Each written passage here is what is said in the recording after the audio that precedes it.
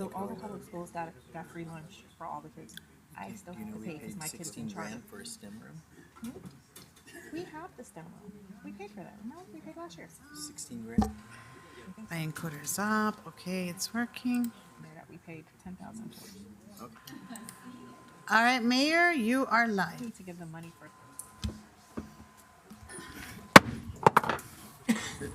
Time is now 7:05. We're only in. Please speak into the mic. Time is now 7:05. We're only an hour and 5 minutes late, so we'll start with our workshop commission meeting and start with the Pledge of Allegiance. Against the flag of the United States of America and to the republic for which it stands, one nation, under God, indivisible, with liberty and justice for all. We need to work on getting that together. That one just kind of stumbled through. Did No, Jeffrey do his?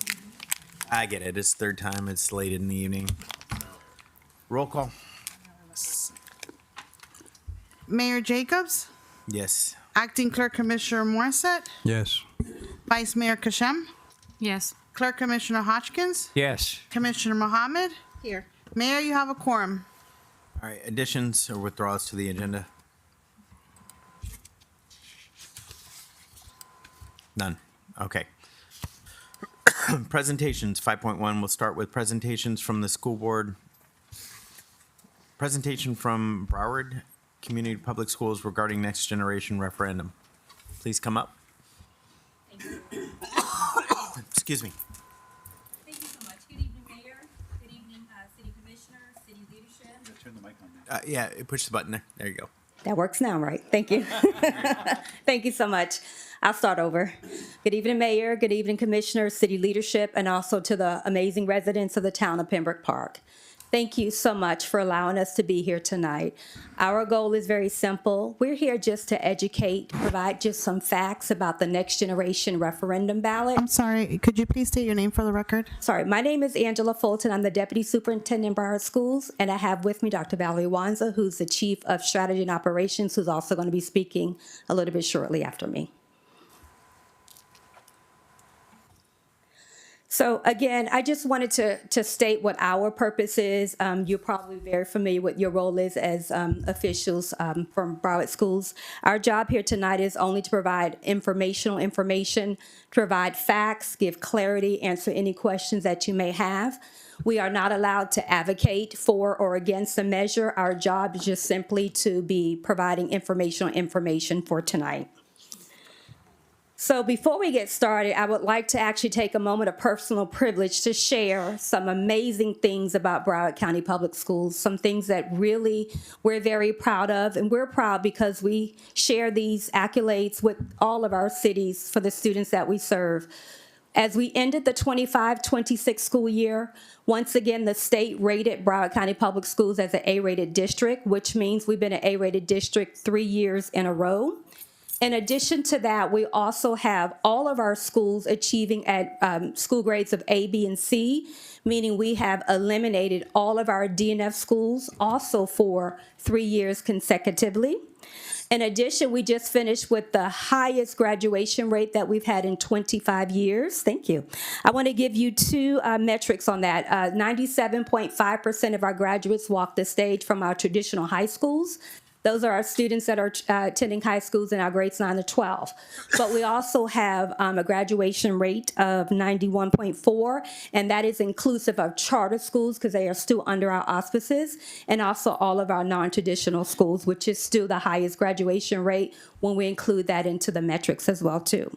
Very proud to say we are number one of all of the districts in the state of Florida in funding and access for all of our rigorous courses that our students are able to take in middle school and also high school. That is AP classes, ACE classes, dual enrollment, and also industry certification. And I'll share with you in a little bit later on why that is important. And additionally, we was bestowed, and this is an international recognition that we just received by Cambridge. We are now the Cambridge Large District of the Year. And that is, and most of our high schools have Cambridge programs, so thank you so much for sharing that news with us. A little bit about who we are. Broward Schools is the 6th largest school district in the nation, 2nd largest in the state behind Miami-Dade, our neighbors to the south. We service about 236,000 students. Also 325 schools. And what that includes is also charter schools. So out of that 325 schools, 86 of those are charter schools. In addition, our employees, we have about 30,000. And a note of preference is that we are the largest employer in Broward County. We used to be behind American Express when American Express was really bold in those days, but now Broward County is the largest employer. And I shared a fact a few moments ago about being number one in industry certification, AP, and funding. That's important because last year our 2026 graduates walked across the stage earning over $617 million in scholarships and also aid. And while that's important is we have opportunities for all of our students to take rigorous courses, and they're able to walk out of high school with the graduation as a high school student and be able to have 4 years of their college already paid for through the Bright Future Scholarship. And so our students are really afforded many opportunities that they don't get. They go to private or go to charter. And that's really one of our very private best kept secrets about public schools. And I just want to make sure your residents are aware that students can go through our system for K to 12 and also graduated with 4 years of college already paid for. And to a parent, I just had a graduate in 2026. Certainly that eased my pockets a lot, and I was very happy about that. In addition, I did share that Broward 3 years in a row have been an A district, but I want to also break that down into numbers and how that equate to our schools. If you look at a historical perspective of Broward schools for the past 4 years, we've done a great job increasing our number of A schools. And if you look at 22-23, at that time we had about 56 A schools, and right now we have increased that more than doubled to 129. And you should see a trend here. Our A's and B's have increased while our C's, D's, and F have decreased, and certainly that's really the direction that we really wanted them to go. And you can also see a little pictorial on that. While we're increasing our A and B schools, we're certainly eliminating all in our D and F schools. And what that is saying is that our schools are becoming a place where all of our children needs are being met, no matter what school that they're going to. Right now, 87% of all our Broward County schools are rated an A school or also a B school. And again, and our goal to all of our teachers, our students, none of this happens only inside the walls of schools. This is really a true testament of what we call it takes a village. Communities are very supportive to our schools. Our parents are being supportive. Businesses are being supportive. So we truly share that with all of our cities. We truly share it with our parents, all of the stakeholders, both internal and also external. And we're proud to say that we service many of your students in the town of Pembroke Park, and those schools are Watkins Elementary, Lake Forest Elementary, McNichol Middle School, and we do have some of your residents that also attend Hollandale Magnet High School. Now I'm going to turn it over to my partner in crime, Dr. Valerie Wanza, who's going to go into a little bit more detail about the referendum. I'm a little bit shorter. So good evening again, Mayor, city leadership, elected officials, of course, to the great residents of the town of Pembroke Park. I am Valerie Wanza. And just I heard a little bit in your previous discussion, obviously there's a measure on the general election ballot that's going to come that means a lot to residents across, not just here in Broward County, but across the state of Florida.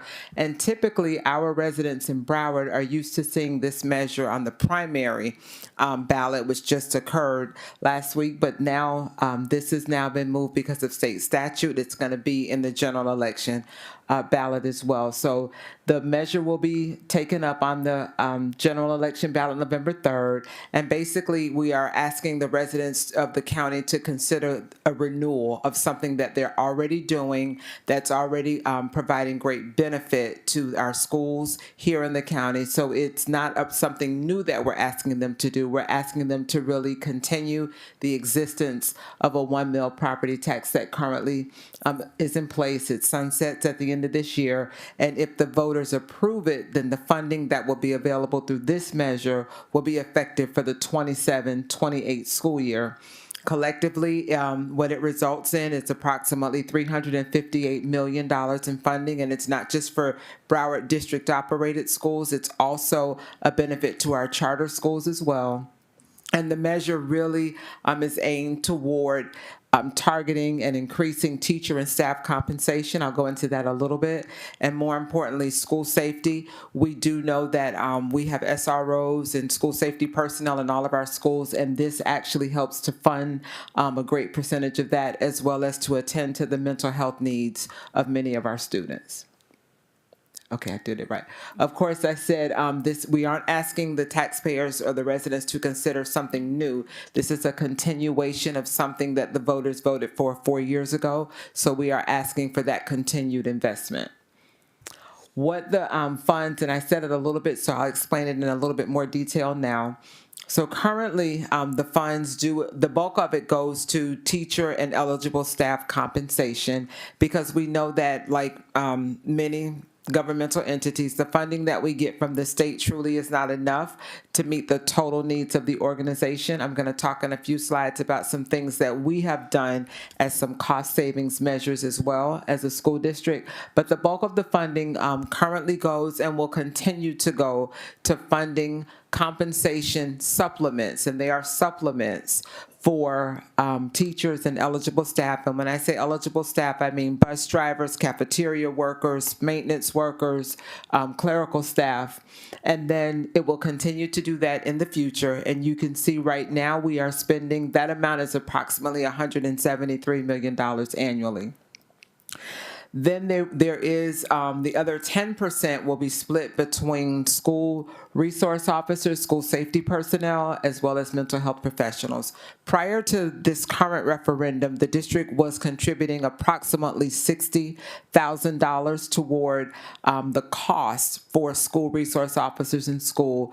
As a result of the investment of the current Next Generation referendum, that amount has gone up to approximately $120,000 per SRO in a school, and that would only continue if the investment from the taxpayers continues. And then also, as I said, we were able to fund over 220 mental health professionals as well as supplemental services to attend to our students' mental and social well-being and their mental health. It's also important to note, before I explain this slide, is that our neighbors to the north and the south, both counties have this type of voter approved measure currently. And so this is very important to us, because if we were to lose this investment from our taxpayers, then we would run the serious risk of not being able to compensate our employees to the same degree, if you will, as our neighboring counties, and that could be a high risk for us because we are so close that we could lose our high quality staff to either county. This slide basically tells the difference between a bond and a referendum. So this isn't a bond. A bond is, as we all know, is when we actually go for or ask the taxpayers for a loan that we pay back over time. This actually is more of a voter-approved investment in our teachers and our eligible staff. So it's something that we give as a one-time payment, and it's not something that we would pay back over time. So that's the difference in the bond and the referendum.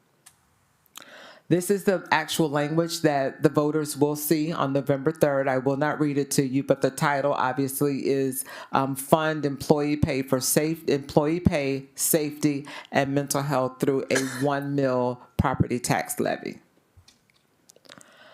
As I said previously, 90% or more is designated for employee compensation. Employees specifically is teachers and eligible staff. And I reiterate that again, when we say eligible staff, we do mean the bus drivers, the cafeteria workers, school security personnel, our teacher aides and assistants, and then the other up to 10% will go again for school safety and mental health.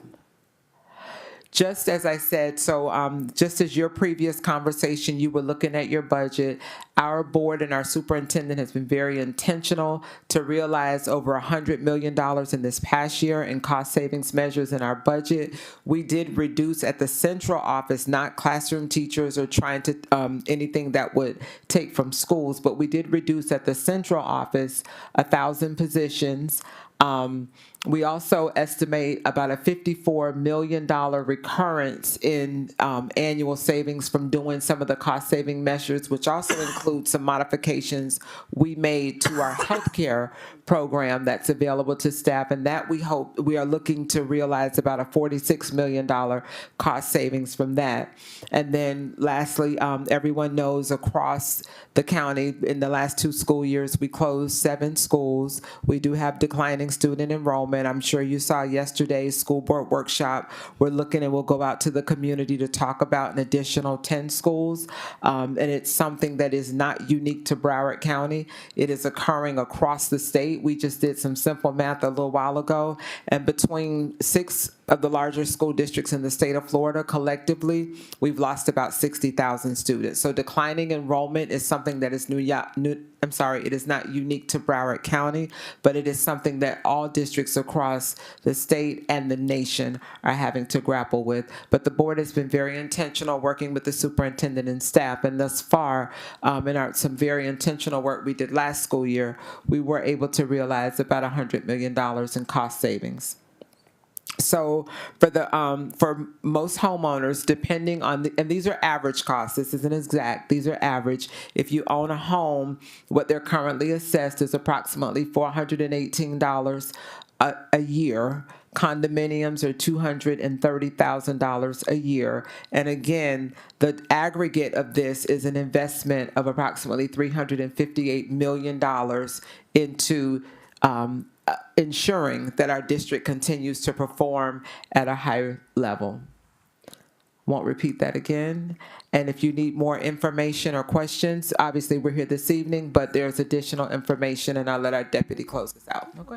And so thank you. And certainly, again, we want to thank you for the opportunity just to share the information about the referendum that's coming up on the November 3rd ballot. We do have the QR code because it provides a little bit more information in depth that we definitely want to take up your time to share. And so certainly if you want to have some reading for tomorrow or later on, if you can just scan the code, and then that way you can have as much information as you certainly please. And we're here to answer any questions if you have any. And thank you again for your time. Thank you. Yeah, can you put that on the website? Yeah, we'll take Oh, thank you. Thank you. I want to commend you for educating us, and thank you for doing that. You ladies have an uphill battle. You're dealing with people who can not afford groceries and fuel, and making that decision on what they got to do. It's a very difficult time, and trying to keep this in place. That's going to be a good fight. So keep up the work, and hopefully you're successful in what you do. Thank you, and we appreciate your support. Thanks for Thank you, your everyone. time. Have a great night. You guys Thank have a you. great evening.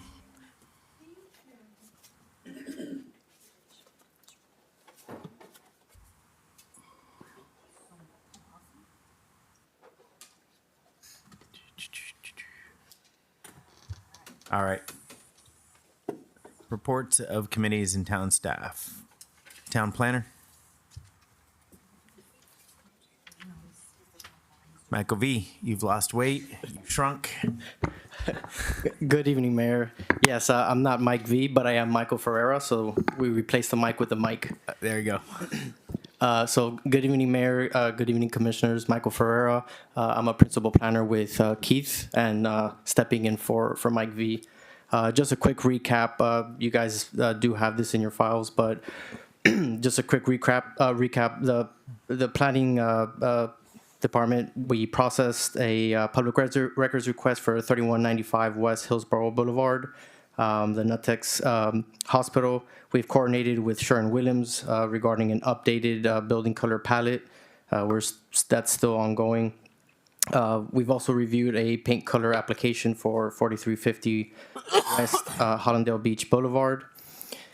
Some of the monthly permit activities for building permit reviews, there have been 16. Business tax reviews, there have been 4. Zoning inquiries, there have been 13, and 1 special event permit.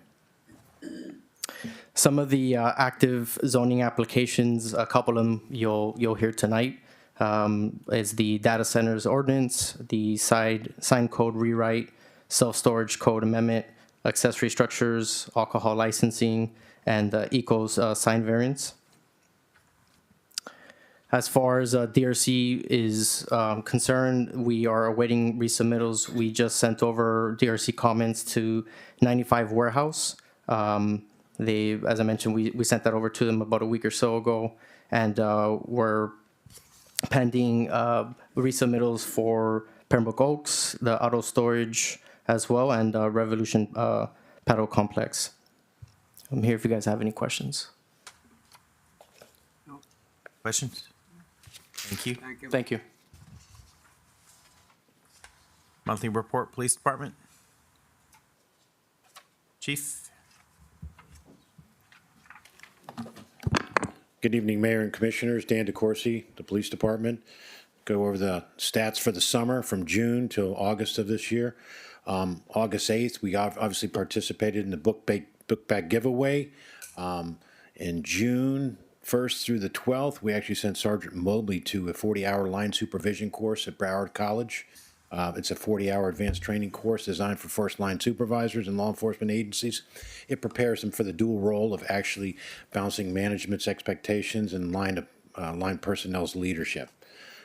June 24th, we had our annual firearms and use of force training. All sworn members of the department participated in that, and were able to maintain compliance, and we utilize this for our accreditation as well.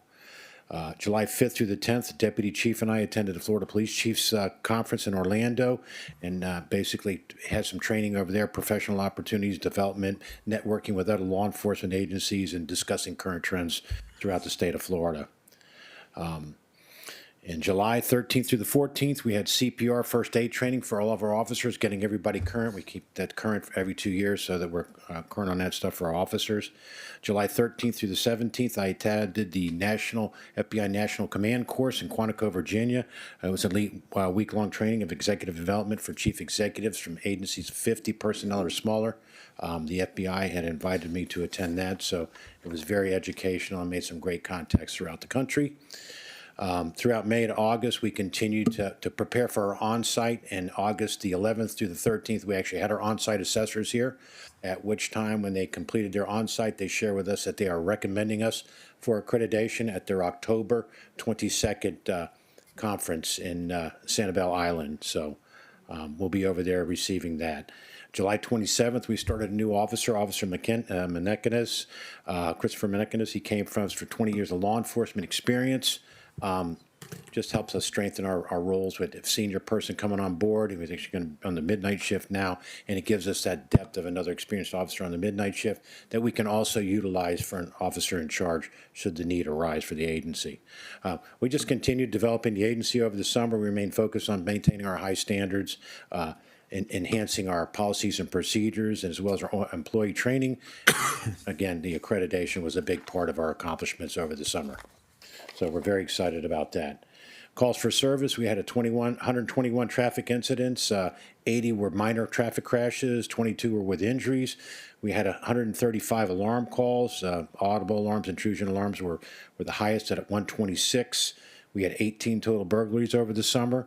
We conducted 299 traffic stops, got dispatched to 29 suspicious persons and 60 suspicious vehicle calls. We had one shooting, no contact shooting in the town. Domestic disturbances, we handled 13 the basic ones, and then we had verbal. There was 21 of those we handled as well.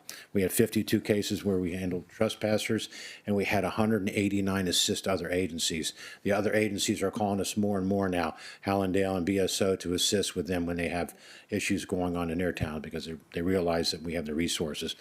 We handled 1,052 total general incidents. Our officers made 10 felony arrests, 5 misdemeanor arrests, and 2 CAPIS arrests. They issued 282 citations and 127 warnings. Total calls for service were 4,739.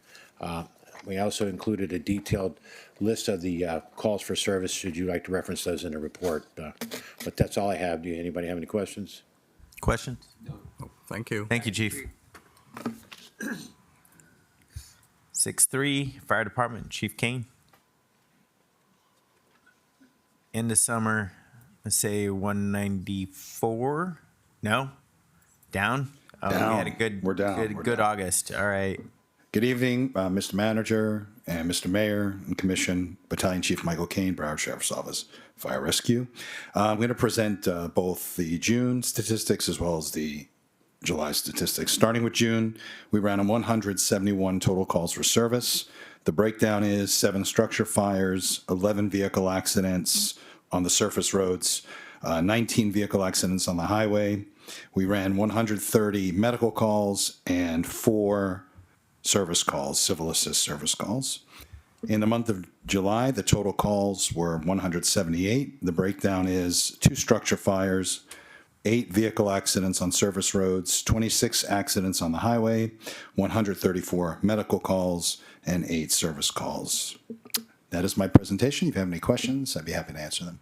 Proving once again, people cannot drive in South Florida.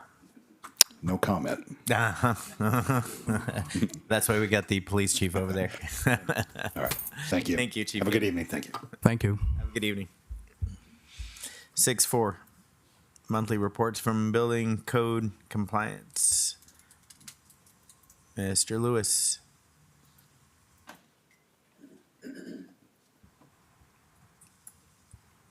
There we are. Good evening, Commissioners. Jeffrey Lewis, Building Manager for the Town of Pembroke Park. I have uploaded the reports for May, June, and July for both the code compliance and also for the building department. Instead of going through everything, I'll just focus on August 2026 reports for building department, which has our latest information. And for the month of July, we've processed 29 new building permits for additions, renovations, and tenant build-outs. We've done 163 total plan reviews and completed 183 inspections from all trades. We've also issued 34 permits in total for that month. Our biggest highlights is the Eagles project here on 56th Avenue. We've been working with the contractors and also the private providers to make sure that they've been supplying their inspections on a timely basis so that way we could close out private providers properly. We've also registered 2 other private providers into our system. And the biggest challenge that Eagles is dealing with is just the fire line that goes from the right-of-way to the building. And we want to make sure that was taken care of properly. So they are moving very quickly at this current time. Other than that, throughout the summer, staff has been going through training, especially in the month of May and June for emergency management, floodplain, and also permit technicians courses as well. Our biggest highlight in July was House Bill 803. And we needed to make those adjustments into the building department in regards to how we handle private providers, new forms and applications, and also readjusting our fees for private providers is one of the biggest things in House Bill 803. There's other issues and simplified processes that we've put in place for fire sprinklers and fire alarms, but we're still readjusting a lot of things based off of House Bill 803. For code compliance, I will jump into July's report, in which we have, here we are. We've completed 2 final orders, one amended final order, abatement order of 3, and total notice of formal hearings was 4. We continue to go through our list of active code compliance cases and reevaluating them, re-inspecting them to see if compliance has been met so we can close out these older cases and continue on with the newer cases. So we haven't opened up a lot new notice of violations. We've been giving out a lot of courtesy notices and warnings. However, we're still going through the background to make sure we close out the older projects as well. One question and item that I do have for the commission in regards to code is we are having issues on Southwest 55th Avenue, which is right next to the Marathon gas station, that road that heads north, and it also abuts the property of South Florida Industrial, SFI. So on here, it shows the property appraiser's map of our right-of-way location on Southwest 55th Avenue. We've been having issues in the last couple of weeks with vehicles being parked there that we do not know who they belong to. We've contacted South Florida Industrial to figure that out. It's not their vehicles, and they're responsible of maintaining the swell area in that location too. We've got complaints from City of West Park residents in which they've called BSO out to take a look at these vehicles that's been parked there. Sometimes there's vehicles that are, sometimes there's people sitting in those vehicles along our swell area. And we've been trying to have them either towed or removed. Some are abandoned, which we took care of. Others have tags and are in good condition, but they're still just sitting on our swell. The question is that the direction for commission is, do we want to change that swell area to a no parking zone? Currently, it just has no dumping, but in order to change that, it's through commission if we want to change it to no parking. I have no issues changing it to a no parking zone. It cleans up the area. These are photos that shows, usually it's a Mack truck that's parked in the area. He's got no other place to park. The abandoned vehicle we've already tagged, and as you can tell, the grass growing around it. South Florida came out to cut the grass, make it maintained, but they can't remove the vehicle themselves. So that is the question that we're posing to commission. I want to bring it to your attention that there's a couple of vehicles over by the pump station on South Park Road, you know, where we have the lake pumps. Yes. They've been there for a couple of months now. There's not moving, and I don't know if people are living in them. They're like trucks, small lightweight trucks. Like box truck? Yeah, they are just between the AquaGulf and where our pumps are. Okay. I'll be there tomorrow. Have a look at it because it looks starts to look as suspicious. Also, the area over next to Doctor's Toy Store. I've been issues over there with cars and semis. On 30th the Avenue, chief's been yes, on, so. which we've tagged and removed. At one point, there was about 6 to 7 semi-trucks there. We removed 4 of them, and then there's this one that keeps reoccurring, so we're trying to catch them as well. I keep getting calls for that area. I pass them on to the chief. So, but it seems to be a problem recently over there. So, Yeah, let us know. We'll go out there and tag it. do you need a vote for this, or do you just need direction? Workshop? No, Just for the direction. next meeting. Yeah, let's put it on the next meeting. Change it. Sure. You guys okay with that? That sounds like it to you. Yeah. All right. Perfect. Thank you. Thank Wait you. 1 second. Question. I got question. Where are we at with A and B recycling? I would refer to the Yeah, attorney. I can speak a little bit Okay. to that. So we have well, let me step back. The commission, probably close to a year, maybe 10 months ago now, had authorized us to look a little further at that issue and consider the possibility of foreclosing on the liens that we have recorded against that property. We've had a variety of communications with the property owner. I've shared with some of you privately, and I'm going to be a little guarded in what I say publicly as it relates to our position with regards to that case. We have a complaint that's drafted. It's ready to be filed. But again, I'm a little mindful of what I offer, only because if we do move forward, there are some considerations that the town needs to consider. Candidly, Mayor, I'd rather have a conversation with each of you privately as it relates to that particular property, other than to say that we're certainly aware of the issue. I believe it is still an ongoing problem. The owner, Mr. Anderson, has new counsel. He was represented by a gentleman named Matthew Kareem for a period of time. I think he has a new lawyer. We had conversations with his lawyer probably 3 or 4 months ago. I believe it was shortly before Mr. Lynch left the town. So I think he was involved in some of that dialogue. We had a remediation plan, if I recall correctly. I think Jeffrey was out on the property with the gentleman. I don't know the status following that meeting. As it relates to potential foreclosure, I'd be happy to reach out to each one of you and just give you some updates on where we are with that particular process. If you could make time next week to meet with all the commission, Happy to do that. appreciate it. Nope. Jeffrey, have you been able to locate the building?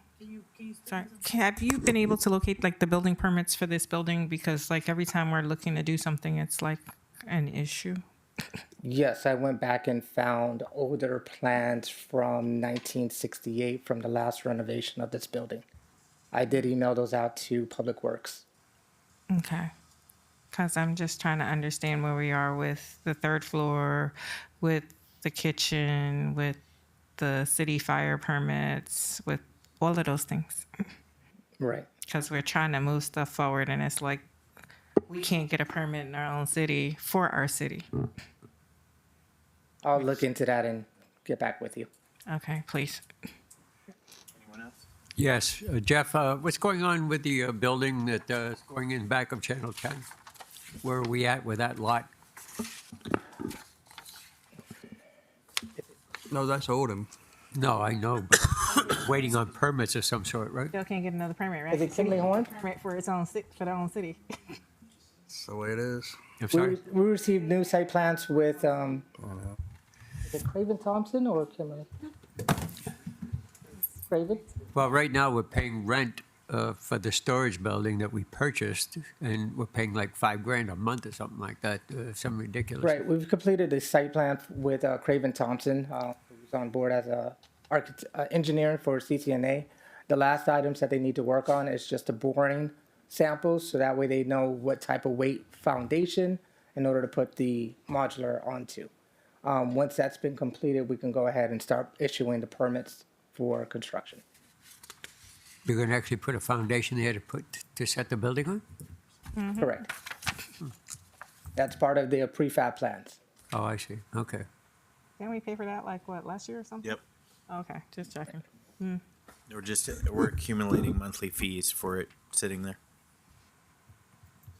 Just like So the all of our generator. permits are approved and processed, and we're ready to go? Their process not approved as of yet.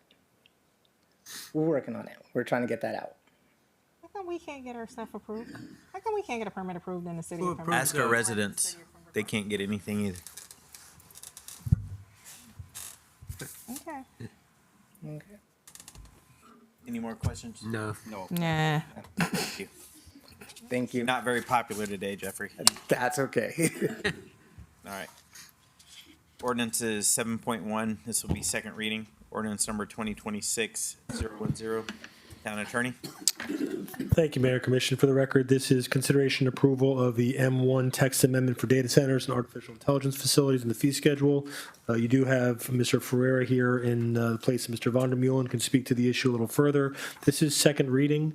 For the record, there was a request that was initiated by the town to amend certain provisions of our planning code, land development code, to provide for regulations for data centers and AI training facilities. Would you like me to read the title, Mayor? Sure. The title is Ordinance 2610, an ordinance to Town of Pembroke Port, Florida, amending Chapter 28 entitled Zoning, Article 3 entitled District Regulations, Division 6 entitled the M1 Industrial District, Section 28 to 11 entitled Intent Definitions, Section 28.211.5 entitled Permitted Uses, and Section 28.212 entitled Uses Requiring a Special Exception, to allow for the regulation of data centers and AI intelligence training facilities, establishing definitions, prohibiting data centers as a permitted use, requiring a special exception approval for all data centers, imposing location, infrastructure, climate resilience, employment, and operational standards, imposing various fees and financial assurances, requiring decommissioning, providing for enforcement, codification, severability, providing for an effective date. Our office did receive a couple comments at first reading, particularly from Commissioner Mohammed. Her comments have been incorporated into the ordinance. That aside, there's been no changes since first reading. This will be on your regular meeting agenda for second and final reading and a public hearing.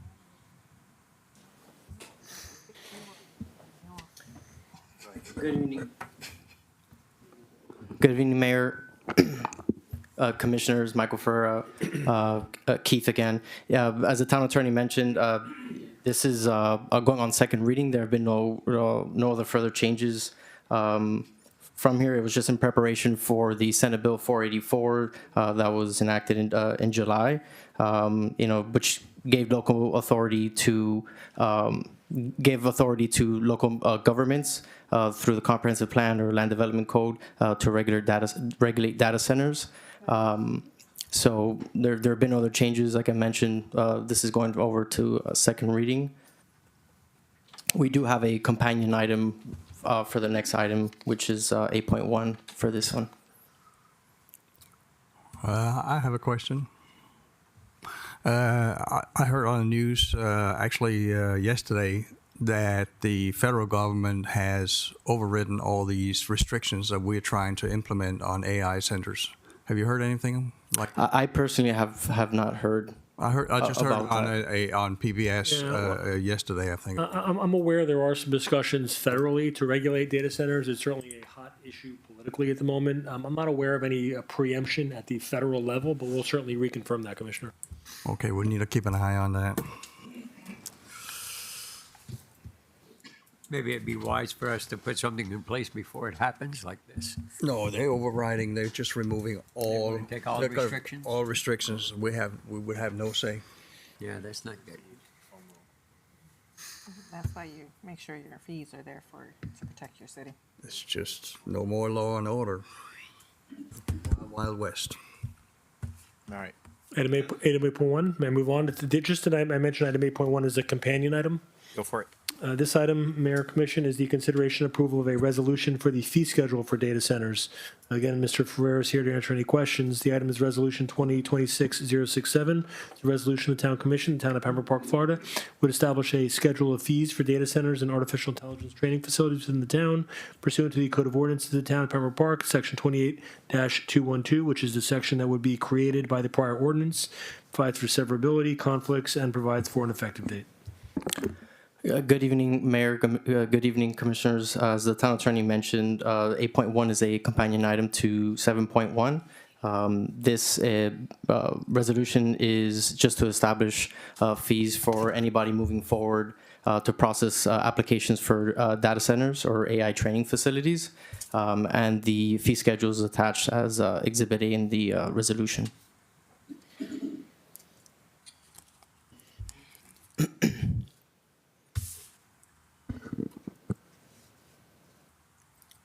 Nothing. Any That's questions? nothing. Well, again, the title's read, and if there's any questions, that's. I don't have any Anyone? questions. No? No. We're good. Good. All right. Okay. So you'll have second reading next week? Well, the resolution is one reading. That'll be on and adopted. The second reading for the ordinance will be on September 9th. I'm sorry, repeat. Add them to the next meeting. Okay, so it's the resolution is a line item. Yes. Yes. Okay. Yes.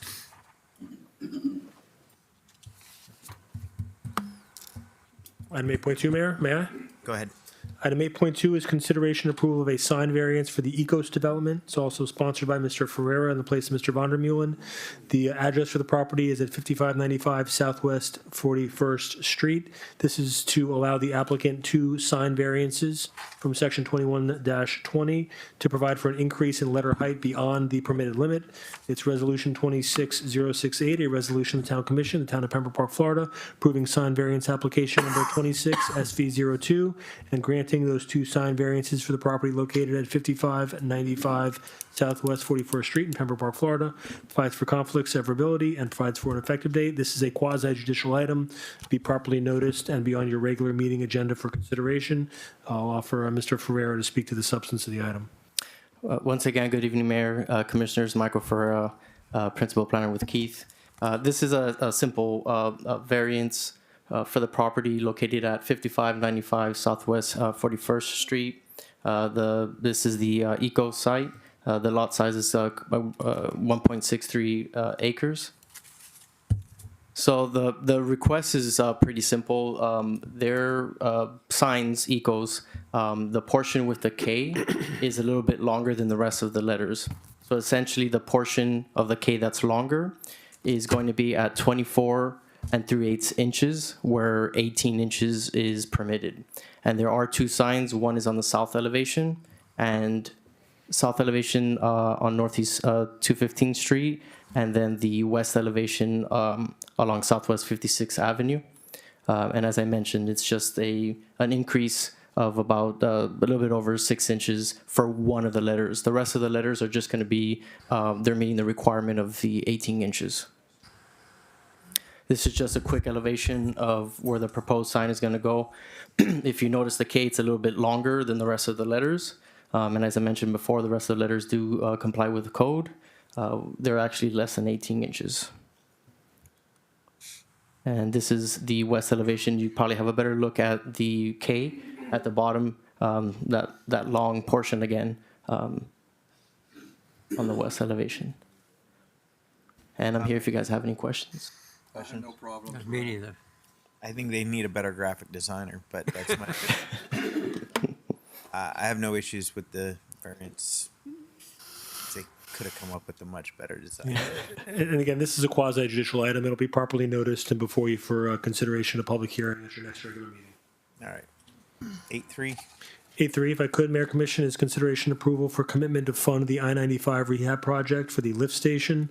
Mr. Odoms will present the item. It's Resolution 26069, a resolution of the Town of Pembroke Park, Florida, ratifying and confirming the town's funding commitment of $1,279,500 toward the I-95 rehabilitation project in partnership with the City of Hollandale Beach and the Florida Department of Transportation, authorizing staff to continue negotiating a joint participation agreement, a participation agreement consistent with this commitment, provides for an effective date.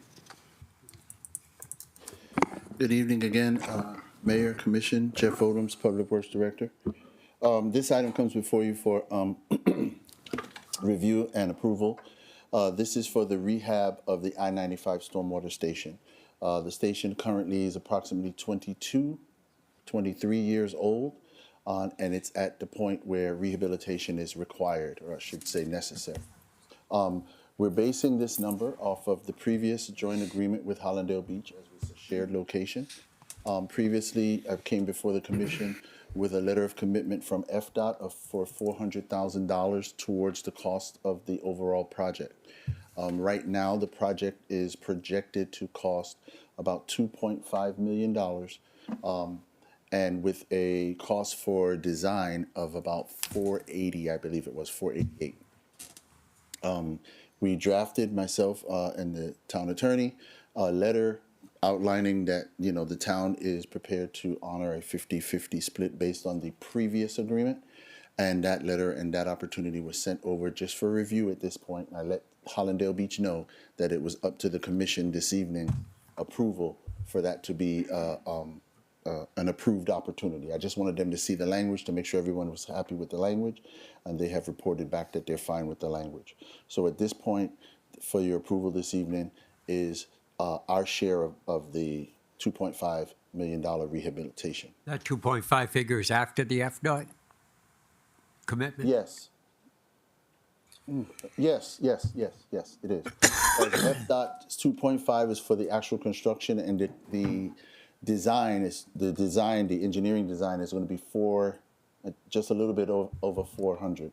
So the FDOT money is already inclusive in that, and then when we break out the actual half and half for the 2.5, it comes up to 1.275. So FDOT's basically doing the planning. FDOT is basically paying for the design, pretty much. I have been told that Hollandale seeks to go back after FDOT for additional monies. I don't know how successful that will be, but if they do are successful, then I would expect our portion to be reduced. Thank you.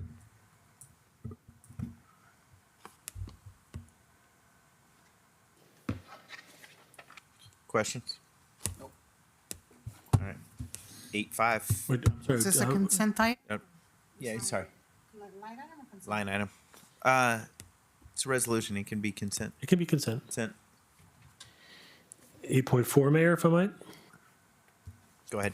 8.4 is consideration approval of a proposal for the modular building. Again, Mr. Odoms will present the item. For the record, it's Resolution 2026-070, Resolution of the Town Commission, the Town of Pembroke Park, Florida, approving the proposal from Craven Thompson Associates for miscellaneous engineering services related to the site work for the town's modular building, authorizing the town manager to issue a purchase order and notice to proceed, provides for an effective date. Earlier, sorry, Jeff Odoms, Public Works Director. Can you speak into the mic, please? Jeff Odoms, Public Works Director. Earlier, we talked about the modular building, the site work that was being done in preparation for the installation and the foundation. The engineering firm that was working on those plans This item is for some additional funds to facilitate the continued work of that team because the funds that we have allocated for that work have now been exhausted. So this is additional to finish up the site work plans for the project to move forward.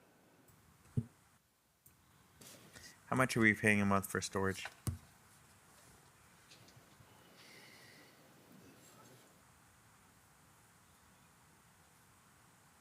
One moment, sir.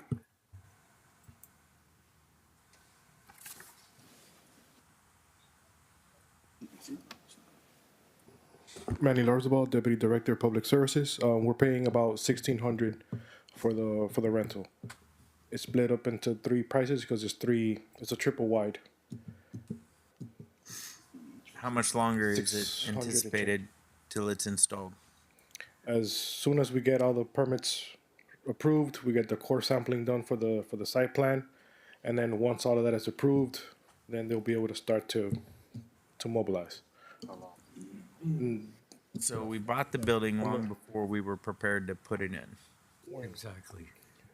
which So- is continuing to cost the town money each month while we're waiting to be able to put it in. And going round and round with our building department on putting it in. Exactly. I expect that hopefully by November we should be on the ground. I don't see it to be much longer than that. If it gets to that. Excuse me, just look at the totality of the waste of money that we're spending. We're $7K a month on a generator, roughly. $1,600 a month on storage for a triple wide. You just add this all up, the money, town's just throwing money away left and right that could be used for better things. I don't know where the financial bleeding's coming from. This is why our budget's all screwed up. So get it done. It's got to be done, and it's got to be done in a timely manner. Yes, sir. Anyone else? Jeffrey, if there's any way you can expedite what's going on to make this thing move faster so we can get that building over there, we would be greatly appreciated.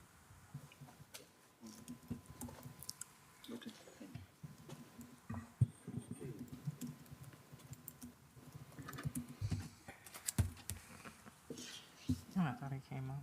Is that consent, Mayor? For line item? Yeah. Consent? I'm sorry. Yeah, consent agenda. If I might, item 8.5, Mayor Commission, is consideration approval for ratification of an updated agreement. This is the Michael Grant painting, sponsored by, again, Mr. Odoms and Mr. Larzabal. Resolution 2026-071, a resolution of the Town Commission, Town of Pembroke Park, Florida, ratifying and confirming the updated total cost of the agreement for the painting of Town Hall awarded to Michael Grant Painting during the 2025 summer recess.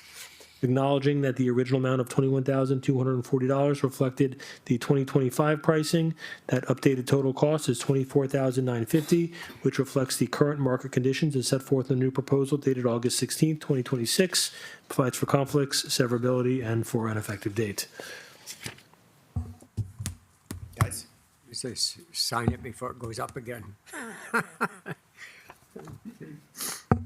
let's get it done. That's true. Nothing? I don't like those colors. That's about it. But yeah, y'all need to. Oh, I picked out a color. The colors that are there are representative of samples that we can potentially have. Of course, it's the commission's decision to decide on what color combination. Blue chip. Let's just say you choose blue and white. Based off of the color samples that we receive, we'll be able to Make a statement. make adjustments. Be bold. What about orange so it looks like our elevators? We have every shade of beige in the town of Pembroke Park you can imagine. It's ugly. Yeah, it looks. Doesn't Our absorb. mobile home parks, their favorite color is white and beige. Because it doesn't absorb. I haven't been in your neighborhood in a while, but last time I was there, those are the standard colors still. Okay. Because it doesn't absorb heat, right? Yeah, Park Lake is white is white. best reflector. Yes. So let's go bold. A color that. Bright colors. I think the You color. want blue and white? No. No, that's too much. May I suggest white with a light gray for these, whatever you call them, stripes? Pillars. I just don't want it to look institutionalized. Keep in mind also the color of the stone in the front entrance. That color The remains the same. mic, please. The color of the stone at the front entrance, that entire big wall, that has to Paintable. remain the same. It's not paintable because it's natural stone. Everything's paintable. Okay, We'll find a way. we'll paint it. You want it pink? We'll paint it pink. But- Well, at the speed of things are being done here, we need to match the assisted living facility across the street. It won't get done that fast. We're gonna end up over there. We can match funeral services from 30 years going forward. The Ecos building is ugly. It's very institutional as well. So I don't know if you guys have driven by and checked it out, but it's very much a standard building. So I'm all for color, but I know I'm the only one because I can't stand the same look everywhere. So I just want it to look nice. I don't care. Just make it look good. Just It's something that would reflect heat rather than absorb it. something a little more So our modern. Air conditioning don't go up. That looks like a prison. Looks like a private jail right there. It is. Gotten at it looks like a jail, so you're gonna come back with some more colors, but we're gonna. Now see, that's not blue. Look at the blue. It looks better with the blue. Not that color blue, but you Yeah, know. gray. Well, if you can at least give You me reverse say, hey, that? we want the blue and the white, we can then narrow it down to what shades of blue you blue, prefer. gray That'll make accent. I'll take a picture and play with AI and get some Yeah. colors. that's You agree on kind of yeah. That gray. So white Works, with a that's- gray bluish accent, not too dark. Yeah. Which one? So instead of beige, we're gonna put the white. That it is white. It is white? It just on the printout, it doesn't look right. That's the cheap Pembroke Park printers Look that at don't the print color too well. sample attached. That's the one. You see the color sample? That's Sorry, what Angie. it is. That one? Excuse me, but Send it back out though. do we have Hold on. Is that it? Is that it now? Probably not. Send out a decent color blue. We don't have. Hold on. Give me a second here. Sand color blue. We got a minute. Let me see what I can pull up. King of chat. Come on. I know. I'm sitting here working on it. Give me a second. There, I gotta find a decent picture of the town hall. It's not really great, but I'll try. Consent, Mayor? Consent, but hold on. We're still playing with colors. I'm gonna play with color real quick. The resolution's for consent. Just give me a second. Consent. It's not consent, but just fine. Remember, there are two items that are being discussed. You're discussing the colors and you're discussing the resolution, so they're separate. They're separate. Yeah, the resolution is consent, and then we're discussing 8.8, which is the exterior. 8.5 is the cost. 8.8 is the actual design color. So you're jumping ahead to 8.8, which is fine.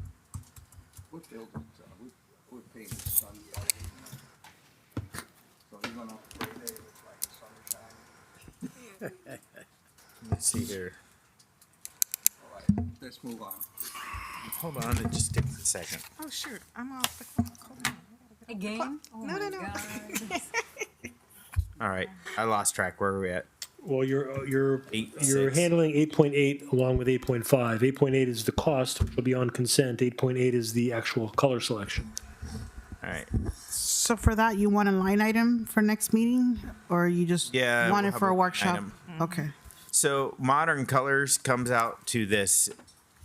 It's white and gray, which is We got. yeah. And then what we got. Hold. And it looks better than it does. I think so too. Just ask for 3. let's agree on that. What it says. And then But deal with it next week. the next commission can paint it yellow. So we want 3 different blues Yeah, you know. to look at. There is no blue. Oh, red maybe? Yeah, what's wrong with that? No, let's move on. Item Put 8 it point, as a line item. We'll discuss it at the next meeting and vote on it. I'll come up with some options here. 8.6, Mayor. All right. 8.6. I don't think this is. Consideration and approval for utility easement on Southwest 56th Avenue.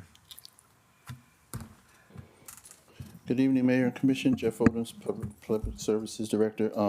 This item comes before you for an agreement to have an easement for the The roadway of 56 is split between both municipalities, and part of the utility extends across, so we need an easement. What I don't have is the actual document. I thought I had it. We didn't send it to you, right? I'll double check. I don't think The blue or the brown? Yep. It does. Just saying. Then I might have to bring that for next I'm not a fan of brown so much, but it actually looks good. Yeah. So, yes, so the agreement, I have to get a copy of it to the town attorney to ensure he's okay with how it's written. And with your approval, we can move it to the next meeting, and I'll ensure that everyone has a copy of the agreement to review prior to that meeting.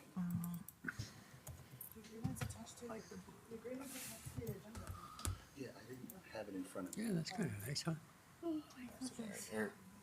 Well, yeah, no, I like the blue and the brown. So do we put this as a line item? brown, It gives like it a in the little- 70s?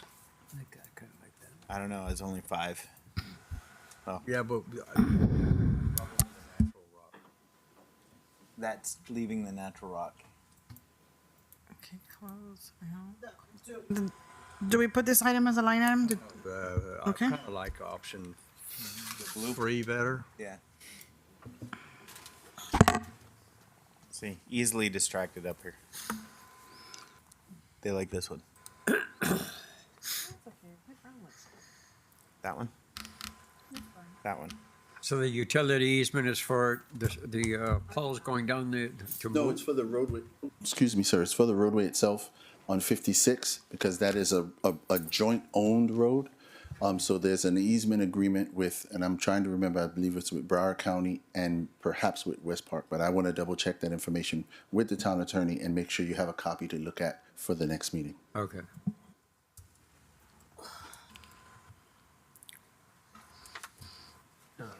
It's in the backup. So we're gonna post, Oh, it's All right. I never am. so we're gonna postpone that till we get more. Are we gonna move it? All right, we'll talk about it. We're gonna postpone this till later. What did you say? We can just go ahead and put it and just. No, it's ready to go. Yeah. Yeah, the items in the backup. We'll reconfirm. If we need to update the document in the backup, we'll do that. But you should be in good shape for your regular agenda. Okay, let's put it on as line item. Yeah, line item, okay. 8.7? So 8.8, we did make a. No, you're missing 8.7. You skipped the Oh, 7. I'm sorry. I'm just trying to move along here. Consideration and approval of request for establishment projects. Fund, project account and fund transfers for C-SLIP and REV for South Park Road project. Yes, again, sir, Jeff Odoms, Public Works Director. So this goes back to our budget conversation a little bit ago, where we talked about $5.5 million. And I mentioned at that time that we had a project on John P. Lyons for a stormwater project that we had set aside $2 million for. That project went out for bid. Procurement rules means that if you decide that we want to move that money and utilize it in the manner that I described earlier, which putting it into the C-SLIP project to help cover the shortfall and the opportunity to ensure we get compliance for the C-SLIP grant, we would have to void the bid that went into effect for the John P. Lyons project. So there's a couple of things to consider. One is to avoid the bid. 2 is to approve the transference of the $2 million that was set aside for John P. Lyons to now be set aside and appropriated to go with the C-SLIP project. So that's what this item here is representing. Yeah, my opinion is we need to finish that Park Road project and get it done, Yes, sir. and then move on. Yes, sir. Yeah. Yeah, we're calling the JP Lyons. So JP Lyons is still ready to go. The difference is, instead of it being a funded project, now we're going to use, and I've already submitted 2 grant applications to replenish that money. Right. But because we have more grace on JP Lyons than we do with the C-SLIP project, the idea is to take the money from there and put it to the C-SLIP project to try to accumulate the funds needed to be compliant. We need to finish Park Road. Here's the thing about JP Lyons. Historically, it wasn't done properly when it was done years ago. And that's why it still floods. It wasn't installed properly. And the town never went back to the contractor and had it fixed. So we are kind of stuck with flooding on Jumpy Lines. The overflow from JP Lines is doing quite a lot of damage to the free mobile home parks.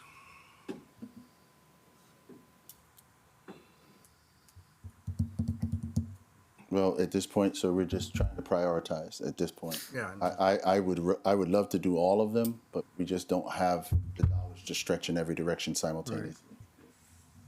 Yeah. This is more a function of accounting. This is really just direction to your staff to address the finance and accounting issue that Mr. Williams is describing. Yeah, it's my opinion to finish Park Road and see what we can come up with. Town manager. Yes, excuse me. Yeah, because I think Mr. Odoms alluded to the fact or stated the fact that the South Park Road project is a mostly or at least partially, mostly grant, and those grants have timeframes in them. So we need to finish that project or we lose the grant money. Yeah. So it's our recommendation that we go ahead and do this. All right. Good with me. If we have the money and it's not our money, Oh, let's. I don't have an issue. If it's our money, we need to make sure we have. Yeah, we don't want to lose it. So what direction you want to go? Well, to your point, ma'am, that money was budgeted in this year's budget. I'm not asking about budgeted, because regardless if it's budgeted or not, if there ain't nothing there, You want to know that it's seen. huh? You want to know that it's actual, I guess, is your point. Listen, if there's money, if it's budgeted and it's our money from the general fund, I would say no. If it's their money, i.e. grant money, that is slated for the project, yes. But right now, we don't know what we got because our accounts haven't been reconciled. So there might not be $2 million in the budget to cover it. Fair enough. That's the question. Is there $2 million in the budget to cover it when you're showing me a budget that's saying negative 13? That's saying negative 13 million. But this side of it is we have 3 million outstanding that we need to collect, which puts us around 10 million negative. Okay, so how do you spend $2 million that you don't have? Well, just for the record, the 2 million is stormwater funds. So it's not going to impact general fund, so to speak. Okay. But it is a valid question. It is a valid question. Y'all didn't even have employed to come out of the water fund. Wasn't that an issue with the finances before? They weren't paid out of the right funds? But yes. Okay, so then, if, you understand where I'm going with I this? do understand. Okay. So can y'all check that out? You want clarification? I understand. We'll make that happen. Between now and next meeting, I'll make sure we clarify. Okay. Yep. Sounds good. All right, let's put this Line item. Okay. 8.9. All right, so Stop paying attention. 8.8, I got some new colors. Ooh, disco. Purple. Purple. See, I like the red one and the purple. Welcome to I Haiti. like the teal too.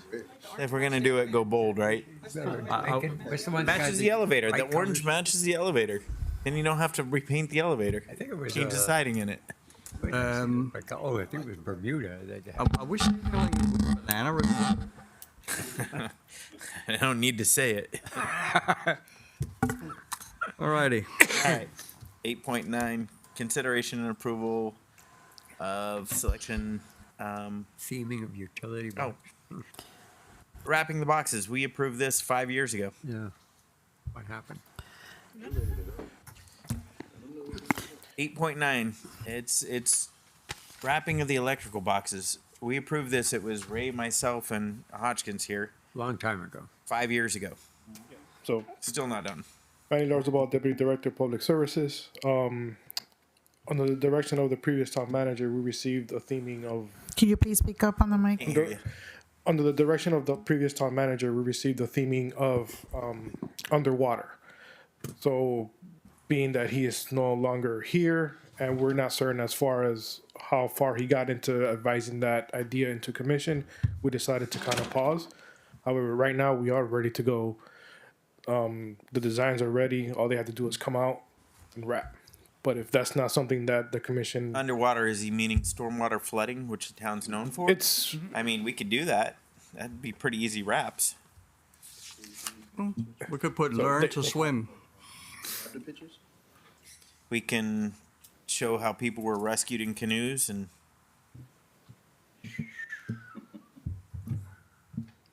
I think you have. I think the first time they brought it up, they had pictures of Disney. Remember? Doesn't even relate to Pembroke Park. So This one was more tropical, palm trees, that kind have of old- beach. But again, I didn't want to put something because once we put it on, and we own stickers it. and Okay, so here's my question. Do we have the money? Speaking to the mic. Yes, we have the money for. It's funded. yes. Yeah, it's funded. There's a PO for it. It's Yeah, it's Way back- good. way We just back years ago. Okay, way back years ago. Has that money been allocated from way back years ago? it actually makes a positive change in the community when you drive around. You can get grant money for it. Though. Yeah, them things are Have a ugly. grant for it. Remember, what was that? Heidi tried to apply for it. right now we're doing Speaking to the mic. 1C3. How much we was it? to make you aware. Right now, we have the utility boxes that are directly in front of town hall and the one in the corner. That's going to be roughly around 4,000.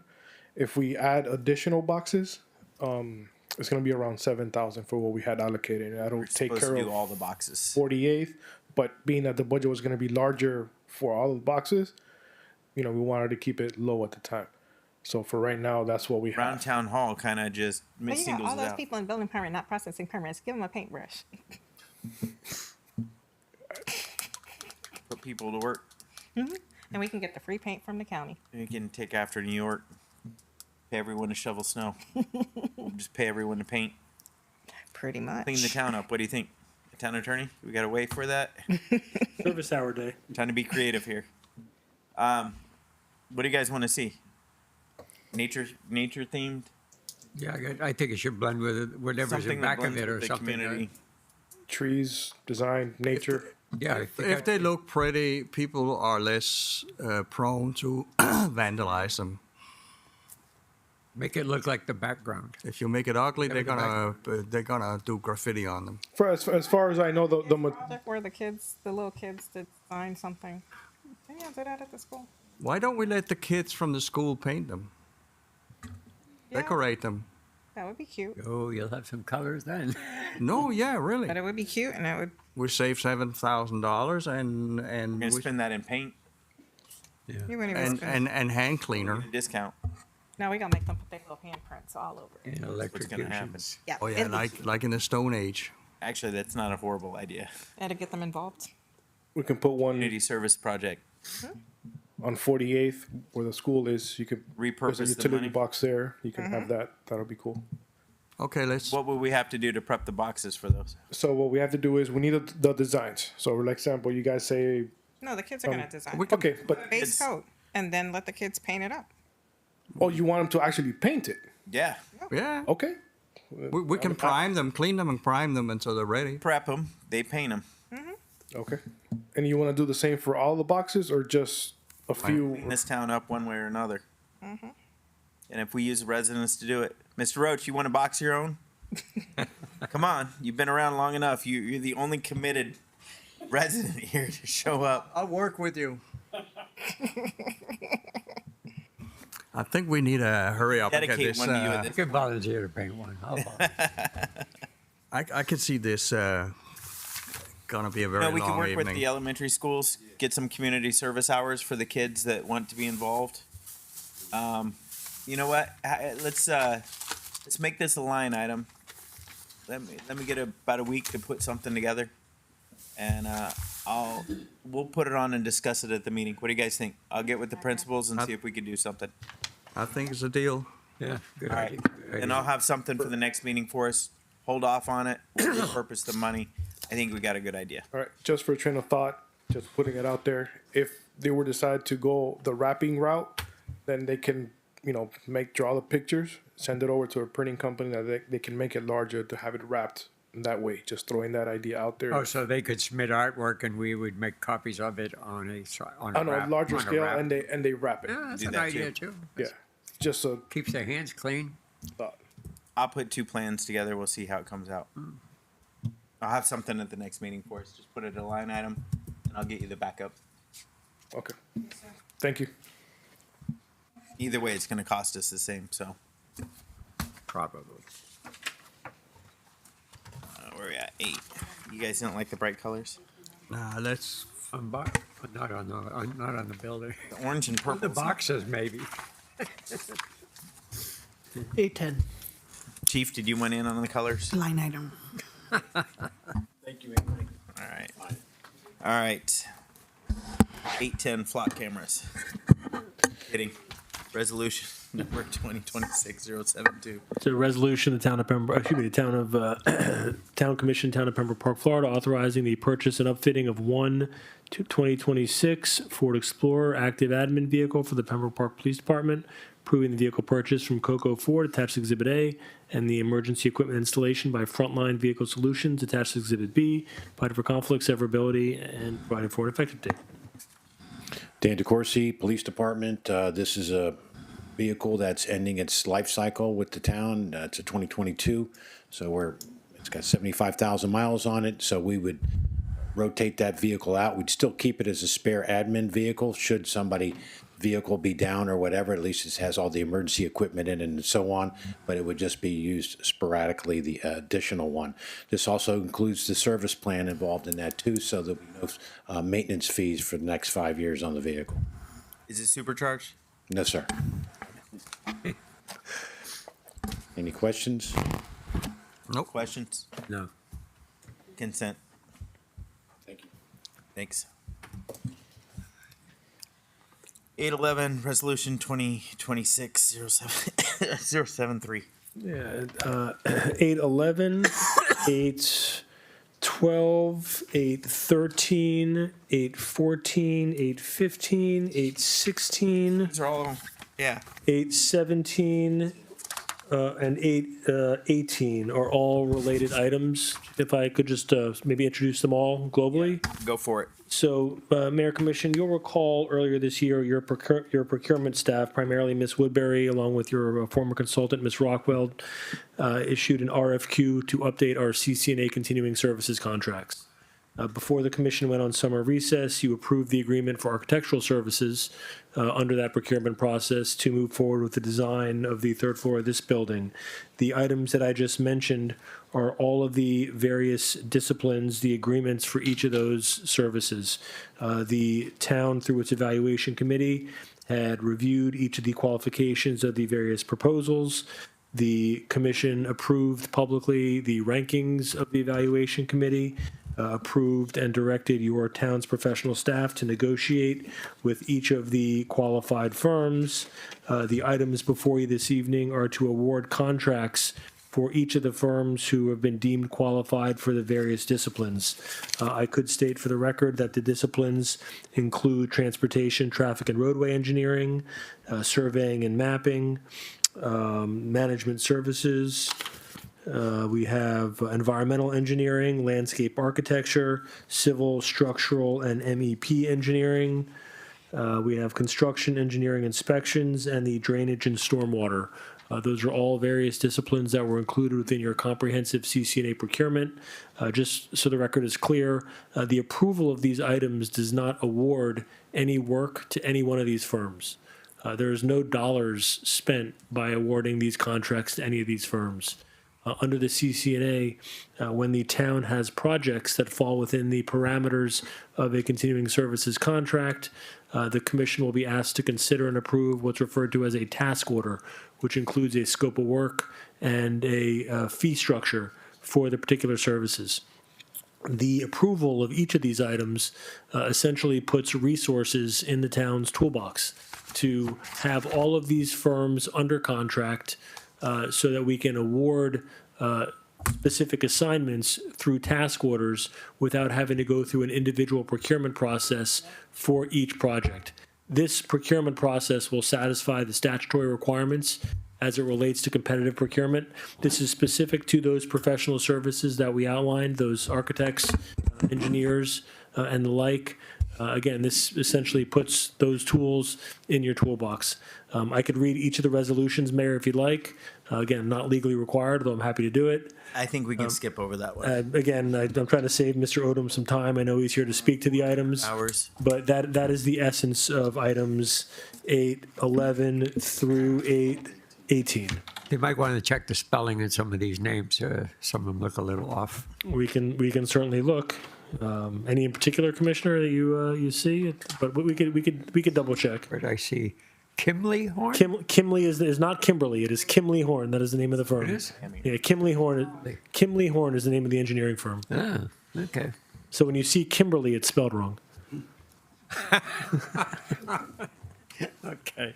But Mayor Commission, that is item 8:11 through 8:18. Anyone have any issues with any of these? No. Sure. Consent. Okay, that takes you item 8:19, Mayor. All right, 19, consideration and approval for updated organizational chart for chart for the town hall department, sponsored by town manager Segerson. Okay. Where is the 5 trees with that book. 819.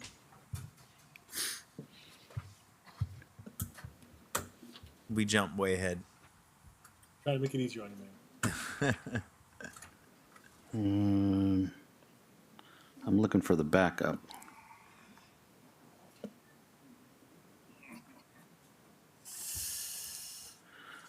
Well, this is basically the same chart we had before, but with the dotted lines from the town The manager. discussion that we had.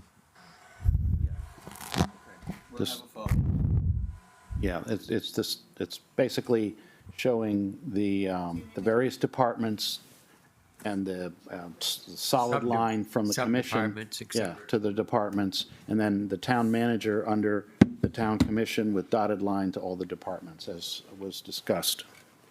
Okay. Yeah, I can put it up for you, Tom. yeah, no, I just explained it. They understand, they know what it is. Oh, we know Yeah, it. we know what you're They know what it is.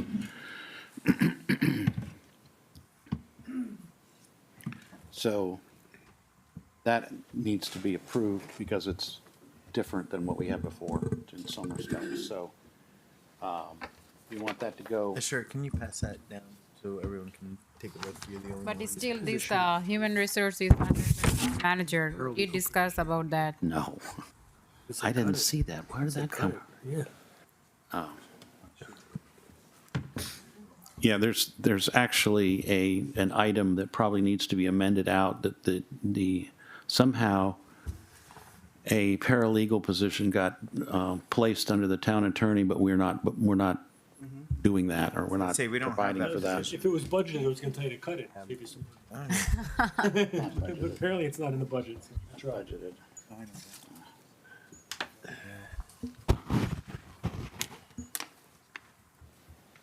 So, Mayor, Right. was a consent on that You were supposed to bring it back. after we amend out the paralegal? Yeah, but the HR is under the town manager, but we did discuss about it. I thought that was being moved out from under the town manager. I did too. no, it We is. agreed to do It was. Yes, we did. The way it's currently structured, there's a solid line to the mayor and commission for PD, IT, the clerk's office, public services, HR, finance, and the building department. There's a dotted line to the town manager. I got it. I see how it's done. Okay.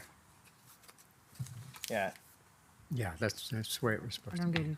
it's right. This is what we discussed. Consent. Consent. Consent. Yep. I'm waiting for nods. They're staring at the picture still. Oh, listen, I'll just pull it. You know me. Now we could be naughty. and Miami say- After Dark. Yeah. They're still playing with colors. South Beach. You can see the colors all the way from back there. South Beach Art Deco. All right. What's next? All righty. I'm sorry, Commission, is it under consent or line item? Consent. If Fisher's got a problem, she'll pull it. 8:20, consideration and approval meeting minutes. Consent. Consent. Consent. Yep. All right. Special How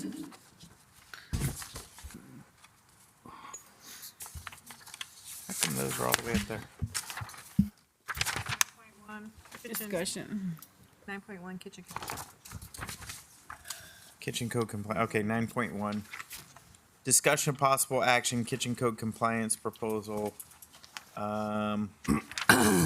Odoms. Manny.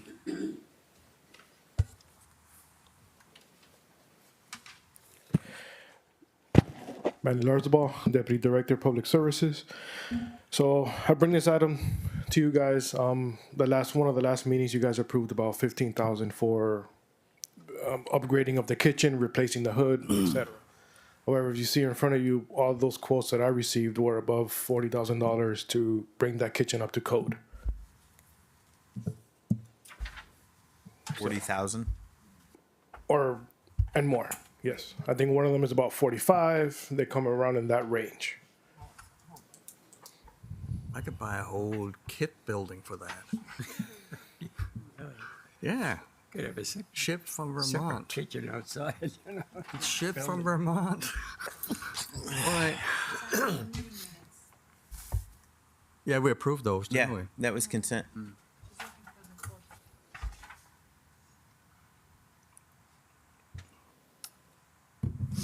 I can tell you where your glasses are if you've forgotten. In a food truck. Not in Pembroke Park.